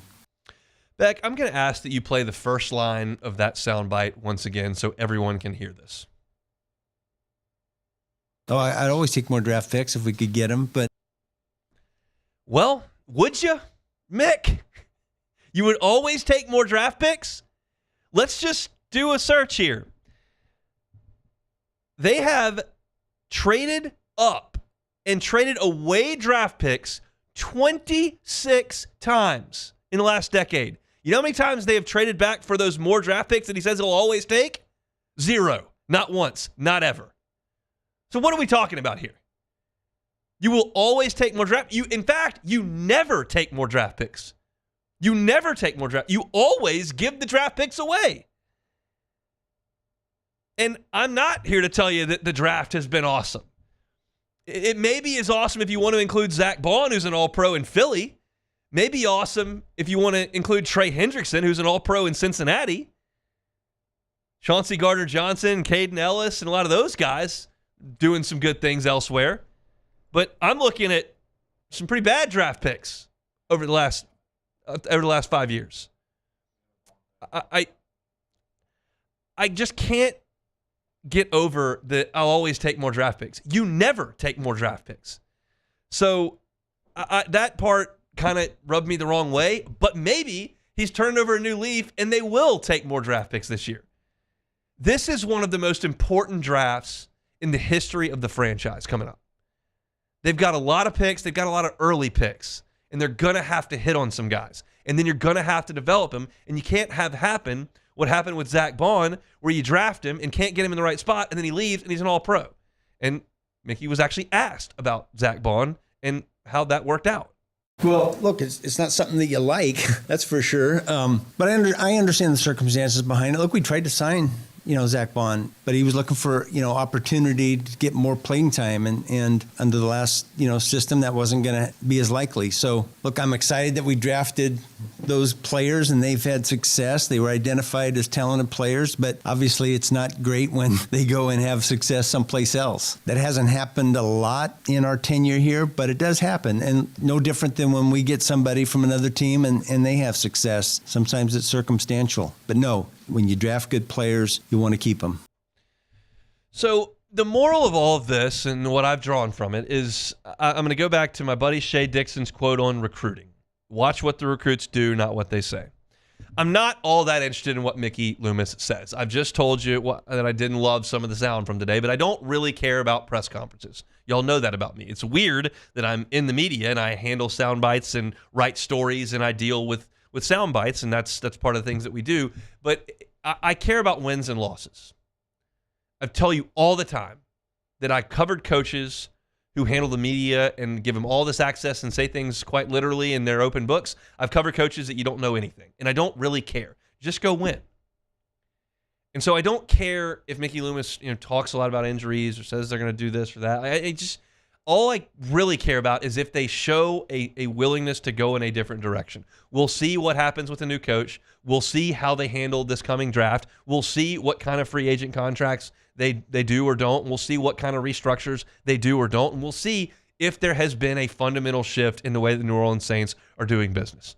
I thought that the last offseason did indicate that they were slowing down on spending. Yeah, I didn't love the Kamara deal. It's done. It's not the end of the world. It's not that expensive, and he looks like he can still play. But that was really all they did. The Derek Carr decision is going to be a big one. Like, there's a lot of stuff that has to be done, and I will judge the Saints based far more on what they do than what Mickey Loomis has to say in front of a microphone. But I don't love some of the things that he said, and I'm just waiting anxiously to see if there's a change in philosophy moving forward. That's all from Mickey Loomis today. He was down there in New Orleans speaking with the local media. Ross Jackson's got a piece coming up at LouisianaSports.net with the top 5 takeaways from the press conference that Mickey Loomis gave earlier today. So you'll want to check that out for free over at LouisianaSports.net. We'll step aside. We'll come back, talk some college football and some Commanders with our guy Denton Day, SiriusXM College Football Overtime. That's next. The Hunt Palmer Show. Boudreaux's Electrical Services. Boudreaux's Electrical Services. Check them out online. BoudreauxElectrical.com. Get the peace of mind that comes with that Generac home standby generator from Boudreaux's Electrical. Neil and Melissa have been giving that peace of mind to people in South Louisiana for 40 years. Every single Generac home standby generator they sell you is going to come with a 7 to 10-year warranty. The installations are going to be done by full-time Boudreaux's Electrical employees. They've got as many as 10 techs out on a given day doing installations as well as repairs if that needs to be done. How do you know if there needs to be a repair? Well, Boudreaux's Electrical will know because they monitor your generator remotely 24/7. If there's an issue, they come fix it so that when you need that generator to power your home, it is up and running.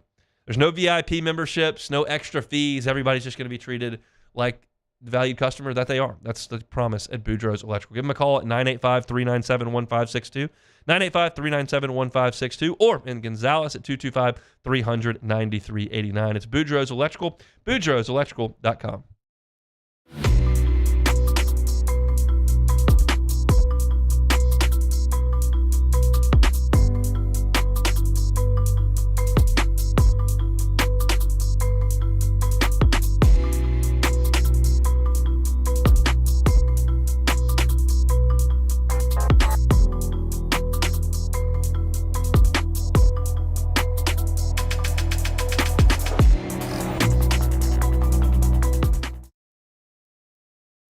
Jerry and Benny Payne began Central Plumbing Company out of their driveway in Tanglewood subdivision. 50 years later and 4 generations down the road, we continue to serve Baton Rouge and the surrounding areas for all of their plumbing needs. Residential, commercial, industrial, or hospitality, Central Plumbing is here 24/7, 365. We want to thank our customers, family, and friends for 50 years of success. And looking forward to 50 more. At Ochsner, we know healing is a team sport. That's why we've partnered with world-renowned orthopedic surgeon Dr. James Andrews to create the Ochsner Andrews Orthopedics and Sports Medicine Institute. Whether you're a professional athlete or a weekend warrior, our team of specialists are dedicated to getting you back in the game.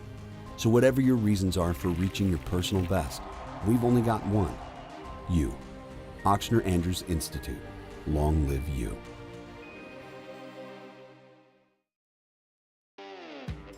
Got chores that need some extra muscle, but a large piece of equipment is overkill? That's what John Deere compact utility tractors were made for. Powerful enough for the work you need to do. Compact enough for how you need to do it. Find the equipment that's right for you at Sunshine Quality Solutions. Check out our current promotions and learn more about what it means to be powered by sunshine at sunequip.com.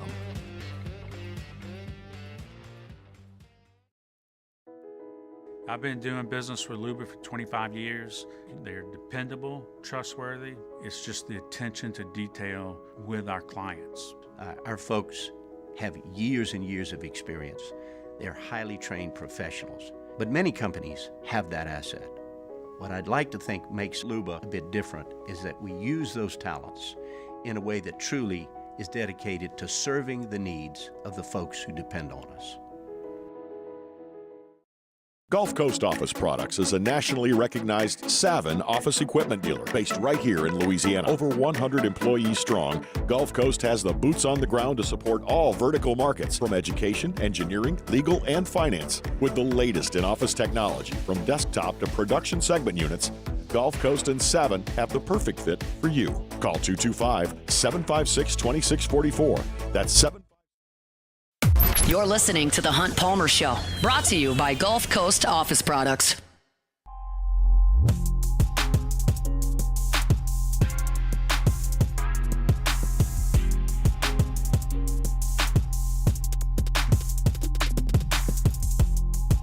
Every Monday during football season, our guy Denton Day, SiriusXM's College Football Overtime, with us talking the biggest stories in college football, and we're at the end of the road there with a final that's coming up a week from tonight. We'll certainly talk about the semifinals, but as we know, big Washington Commanders fan Denton Day, and they are moving on to the divisional round of the playoffs. Was texting Denton last night. Guy was fired up. I'm imagining still fired up hours later on this Monday. How we feeling? It's a great day to be a Commanders fan, Hunt. You know, Mondays are always tough for most people, but it's a lot easier when your team gets its first playoff victory in nearly 20 years. The last time they won a playoff game, I was 10. So it's been a while. I'm very, very fired up still, as is literally everyone in this area. How was your confidence level when Jaden got the ball with 4 minutes to go? It was on 1,000. You know, we do a show during the game on local radio here. It's kind of like a watch-along, if you will, like live interaction sort of stuff. And, you know, obviously you feel like the jitters of playoff football, but at the same time, I wasn't really nervous at all yesterday because I know who's at quarterback. And we've been so used to this as a fan base here because the last 6 games have been decided in the final, 20, 30 seconds of the football game. There's nobody that I trust more in the NFC right now than Jaden Daniels in a late game scenario. And the only person in the NFL I trust more than him right now is Mahomes, which is insane to think of, but it's true. Look, I've got a lot. I mean, what did you think of the decision to go for both of those fourth downs? The one that didn't pay off right before the Mayfield fumble, and then the one that did pay off with the touchdown.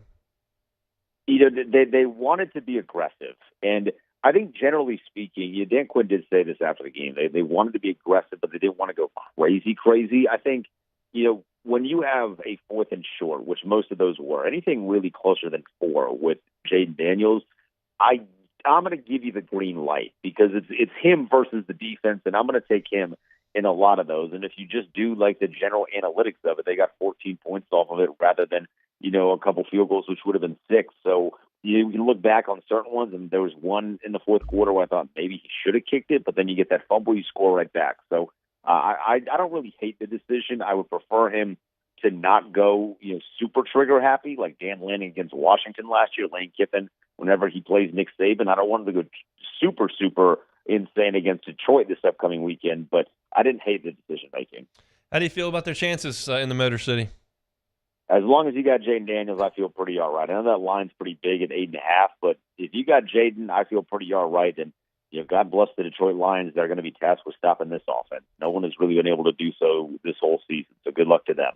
What's the feeling up there about the next 4 years? We talk a lot about that rookie deal, and obviously the bill came up for Burrow as it does in every organization, and that bill will come up for Jaden in Washington, but it's not for 4 more years. What's the urgency level to push the envelope over the next 3 years to try to get this thing over the top with an MVP-level quarterback that's on a cheap deal? It's incredibly high because they have so much cap space. I think they're third in the NFL this offseason in terms of cap space available, and it's north of $100 million. I mean, they got a lot of wiggle room to put players around him that can be really good. You have a wide receiver 1 in Terry.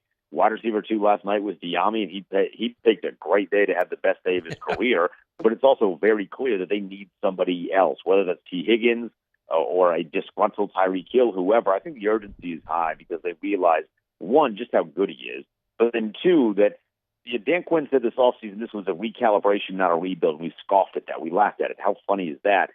Now they were right. I mean, this was a recalibration, not a rebuild, so you got to be able to maximize having him on a small deal because let me tell you, that deal is going to be massive.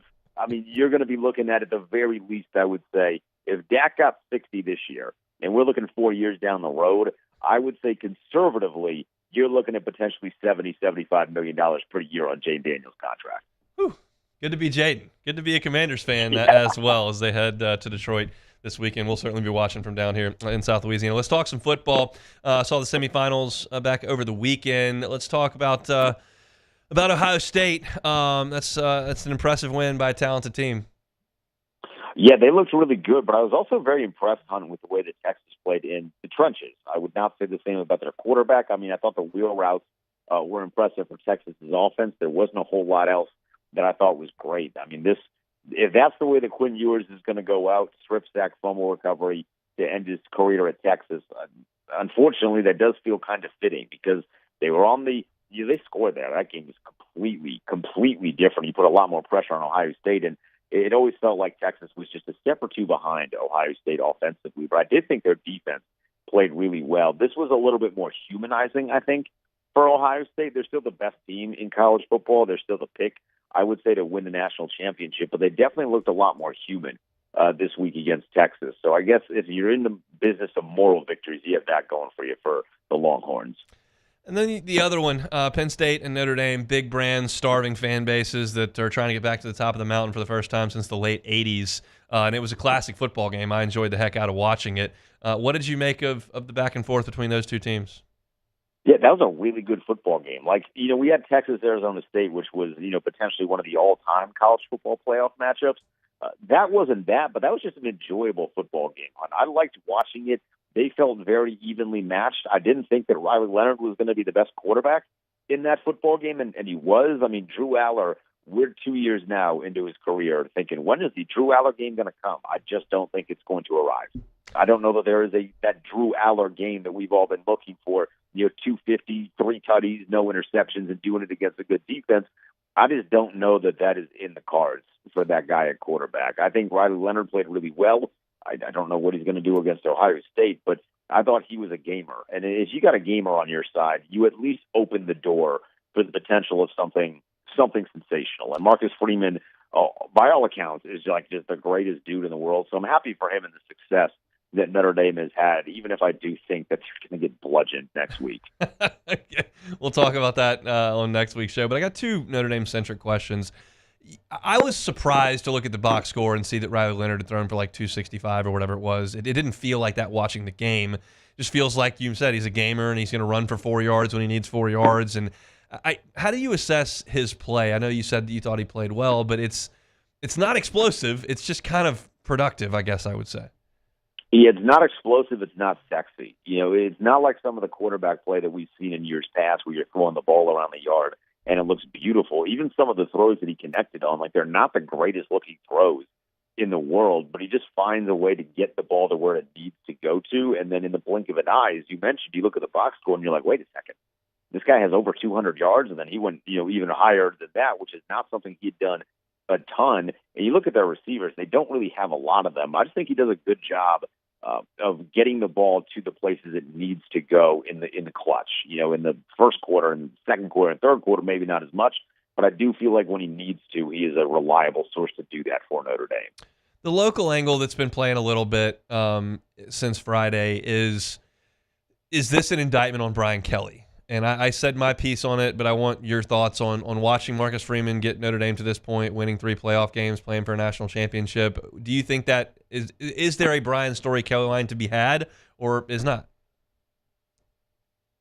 It doesn't look good. It's not a great look when you leave a certain place to win a national championship, and then the place you go to is on the outside looking into the college football playoff, and the place you left is in the national championship a couple years later. I don't think it's the greatest of looks, but I don't know that it's totally fair to compare that now, given how Notre Dame gets to the college football playoff versus how LSU is and their path would be getting to the college football playoff. I think anyone that suggests that Notre Dame has a harder road to the 12-team format outside of LSU is nuts. Notre Dame, you could argue, has the easiest road. They don't got to play a conference championship, and they don't really have to run through anyone in the SEC. So I don't think it's the worst of looks for Brian Kelly, but it's certainly not a good look. And I do think that adds a little bit of pressure to what LSU has to do this year. If you're not in the 12-team dance next year, if the rumblings aren't happening, Hunt, and maybe you know this better than I, obviously, but if the rumblings aren't happening, they're going to start happening in terms of people questioning why he is the head man there.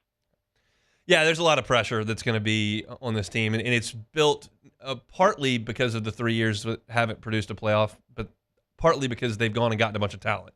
And I think they're going to be picked in the top 4 of the SEC, which generally speaking should be a playoff team. And I think they're going to be a favorite in a lot of games. That Clemson game to start the season is just very, very poorly placed. I would much rather they play the Citadel instead of Clemson in that first game. But here we are. They're going to South Carolina to open the season, so we'll cross that bridge when we get to it. We'll preview the national title game next week when we get you on, Denton. Good luck to your Commanders in Detroit this weekend. Yeah, hopefully we're previewing an NFC championship as well. Hunt, appreciate it, man. You got it. That's Denton Day, SiriusXM's College Football Overtime, with us every single Monday, just talking a little bit of ball. It's cool to watch and live kind of vicariously through the folks there at Washington. I mentioned this in talking about Notre Dame and Penn State last week as well. The only team that I truly pull for all year long that has never won the whole thing while I've been watching is LSU basketball. I've seen the Cubs win the World Series. I've seen LSU win a national championship in baseball and football. And so there's something special about seeing something you've never seen before. And there's never going to be a baseball or a football title that quite feels like the first one you ever got. And I love watching fans experience that. And there's a ton of Notre Dame and Penn State fans that have never seen it. And there's certainly a ton of Washington Commanders fans that have never seen it. They won the Super Bowl since I believe the early 90s. So maybe that was the late 80s. I don't know. I was born in 88. It was something around there. But there's a lot of fans that have never seen this kind of success level. And I'm not here to tell you that I think the Commanders are going to win the Super Bowl this year. I don't think that. But it's cool to watch the excitement that's going through. And I see Denton on Twitter, and PFT commenter from Barstool is a big Washington fan. And to see those guys, Scott Van Pelt is a DC guy. It's interesting to watch. And so I'm enjoying that while enjoying watching Jaden play some football as well. So they'll go to Detroit and take on the 1 seed, a banged-up 1 seed in the Lions coming up this weekend. All right, I'll step aside. When we come back, we'll play Take It or Leave It, and we'll be done on a Monday edition of the Hunt Palmer Show.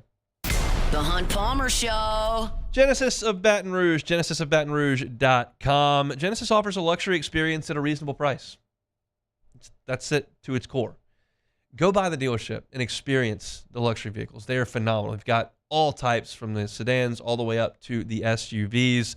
And they're phenomenal. To get behind their brand ambassadors, will walk you through the entire process. If you're one of those folks that says, I really don't like going to car dealerships. I don't like that experience. I don't like dealing. I get it, but you're not going to have that type of experience at Genesis of Baton Rouge. You're going to feel like a guest, not a customer. And you don't even have to go. They'll come to you. You go to genesisofbatonrouge.com. You can see every car that's on the lot. You see one you'd like to test drive, let them know. They'll bring it right to you. Bring it to the house. They'll bring it to your work. You can go behind the wheel with one of their brand ambassadors, drive around, and see for yourself the difference in driving that Genesis. Every car on the lot is online at genesisofbatonrouge.com. They're at Airline and Pico near Women's Hospital. It's Genesis of Baton Rouge. The Windsor Senior Living Community in Mandeville, Louisiana is a beautiful, vibrant apartment community geared toward seniors. They are nestled right in the heart of Mandeville, where seniors live a more carefree lifestyle in spacious apartments with the peace of mind that comes from having a little extra help. Call the Windsor at 985-624-8040 to schedule a lunch and tour. Come see how the Windsor can be your passport to peace of mind. Dylan Cruz here to tell you about Six Rings Baseball and Softball Camp. If you live on the North Shore and play ball, go to Six Rings Camps with former LSU assistant coach Dan Canaveri. His knowledge is second to none, and your child will improve and have fun doing it. Camps were held at Coquille Park and Six Rings Academy in Covington with 4 sessions over the summer. Full day and morning only sessions are available from ages 7 to 13. Go to sixringsbaseball.com or call 985-206-9096. Learn the game to love the game. Breck teamed up to reimagine your parks, and you imagined big. With your help, we went to work, creating 12 beautiful community parks across the parish. A family-sized water park, miles and miles of trails, and parks just for your dogs. There are more places to splash, to explore, to run wild, and even soar. You imagined, we delivered. Gold. Breck, your #1 park system in the nation. Jerry and Benny Payne began Central Plumbing Company out of their driveway in Tanglewood Subdivision. 50 years later and 4 generations down the road, we continue to serve Baton Rouge and the surrounding areas for all of their plumbing needs. Residential, commercial, industrial, or hospitality, Central Plumbing is here 24/7, 365. We want to thank our customers, family, and friends for 50 years of success. And looking forward to 50 more. At Ochsner, we know healing is a team sport. That's why we've partnered with world-renowned orthopedic surgeon Dr. James Andrews to create the Ochsner Andrews Orthopedics and Sports Medicine Institute. Whether you're a professional athlete or a weekend warrior, our team of specialists are dedicated to getting you back in the game. So whatever your reasons are for reaching your personal best, we've only got one: you. Ochsner Andrews Institute. Long live you.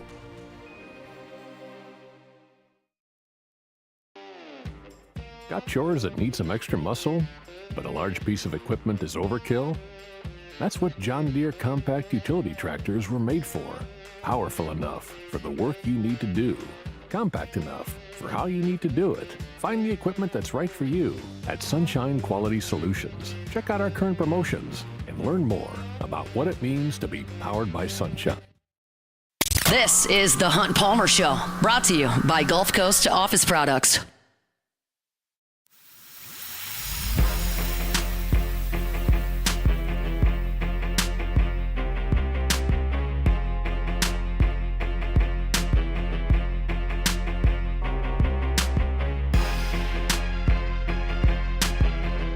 Congratulations to our grand prize winner for the College Football Bowl Pick'em Challenge, Mark Mancuso. Mark wins $1,000 cash and a $200 gift card from Hooters. Thanks for playing the Hooters College Football Bowl Pick'em Challenge presented by Yingling. And the NFL is on 104.5 ESPN, the playoffs, every single game. You can tune in this Saturday when the Chiefs host the Texans at 3:30, and then the Commanders and Jaden Daniels and Lions at 7 p.m. And, of course, we will also have the National Championship, Ohio State and Notre Dame. That is next Monday at 6:30. All of that on 104.5 ESPN Baton Rouge. Commanders have the late game again this weekend? Yep. I don't want that. Give me the afternoon slate. Why? Because I want them to play earlier. Why? I don't need to stay up till 11:30. Hunt. I got a job. We all have jobs, Hunt. You can't stay up till 11 to watch an NFL game. I can. I don't want to. That sounds like a pretty old man. Oh, they're on take Saturday. from you. It's a Saturday game. I said Saturday, Hunt. By the way, you obviously weren't listening to the promo. No, I don't ever listen to this. Except whenever I mess up, you hear that, and I then do. you ask me how I would grade it. I do. That's enjoyable for me. I enjoy that part of the job. See, if you wonder why I make fun of your fantasy golf picks last week, that this is why. Okay, Missed another cut. Just atrocious out of the gates. Horrible. An awful Hawaii swing. We got to get it going for the American Express. And guess what? This is a little behind the curtain. People, Hunt texted me, "Oh yeah, well, live golf fantasy is going to be starting up soon." So little does Hunt. You will never see live fantasy golf. That is not happening. You won't. But now that Hunt has mentioned that to me, he's now going to be getting texts from me every week about the live events and who I think he should pick for the live fantasy. You're going to have to block my number then. I will block you. It's going to happen. You're not sending me about Chase Koepka. Well, I don't even know if he's actually in the league anymore. But they got some new young. What's your talent. qualification, Chase? My brother's really good. You're in. Here's $1 billion. Go play some golf. I don't think they gave him $1 billion. That might be a bit. I think they gave him $1 billion. I don't think so. They gave everybody $1 billion. Let's see. Texans and Chiefs, the early game Saturday. Commanders Lions late, and then we are TBD on who the Eagles play Sunday, and then the Ravens Bills on Sunday afternoon. That is good. That is good. The poor Texans, though, I mean, they can't get a night game to save their lives. I mean, they just make it to the divisional 2 years in a row, and they can't get a night game. Actually, I think last year they may have played at night, and I can't remember who they played. They lost. I'm not sure, but 3:30 on a Saturday. Probably not going to be. I mean, there's going to be a decent amount of people watching, obviously. But I like the Lions. It's a bummer I have to pull against them on Saturday. Yeah, I will. Sucks. I like the Lions, but I'm going to pull against them. All right, take it or leave it. Take it or leave it. Take it or leave it. Today's hottest stories in sports, news, and sometimes even Hunt's life. The question is, will he take them or leave them? Just take it. Alrighty, first one here. We talked about this last year, I think around the summer, but a former NBA player, Jonte Porter, he will be former. I don't think he's going to get back in the league after what happened, but some more information has been revealed about the betting scandal he was involved in. And Jonte was texting people at halftime during NBA games, telling bettors about what he was going to be doing, whether or not he was going to be playing much more. Said he wasn't. Told people he wasn't starting in the second half. And but if it's garbage time, I will shoot 1 million shots. Texting bettors at halftime. Take it or leave it.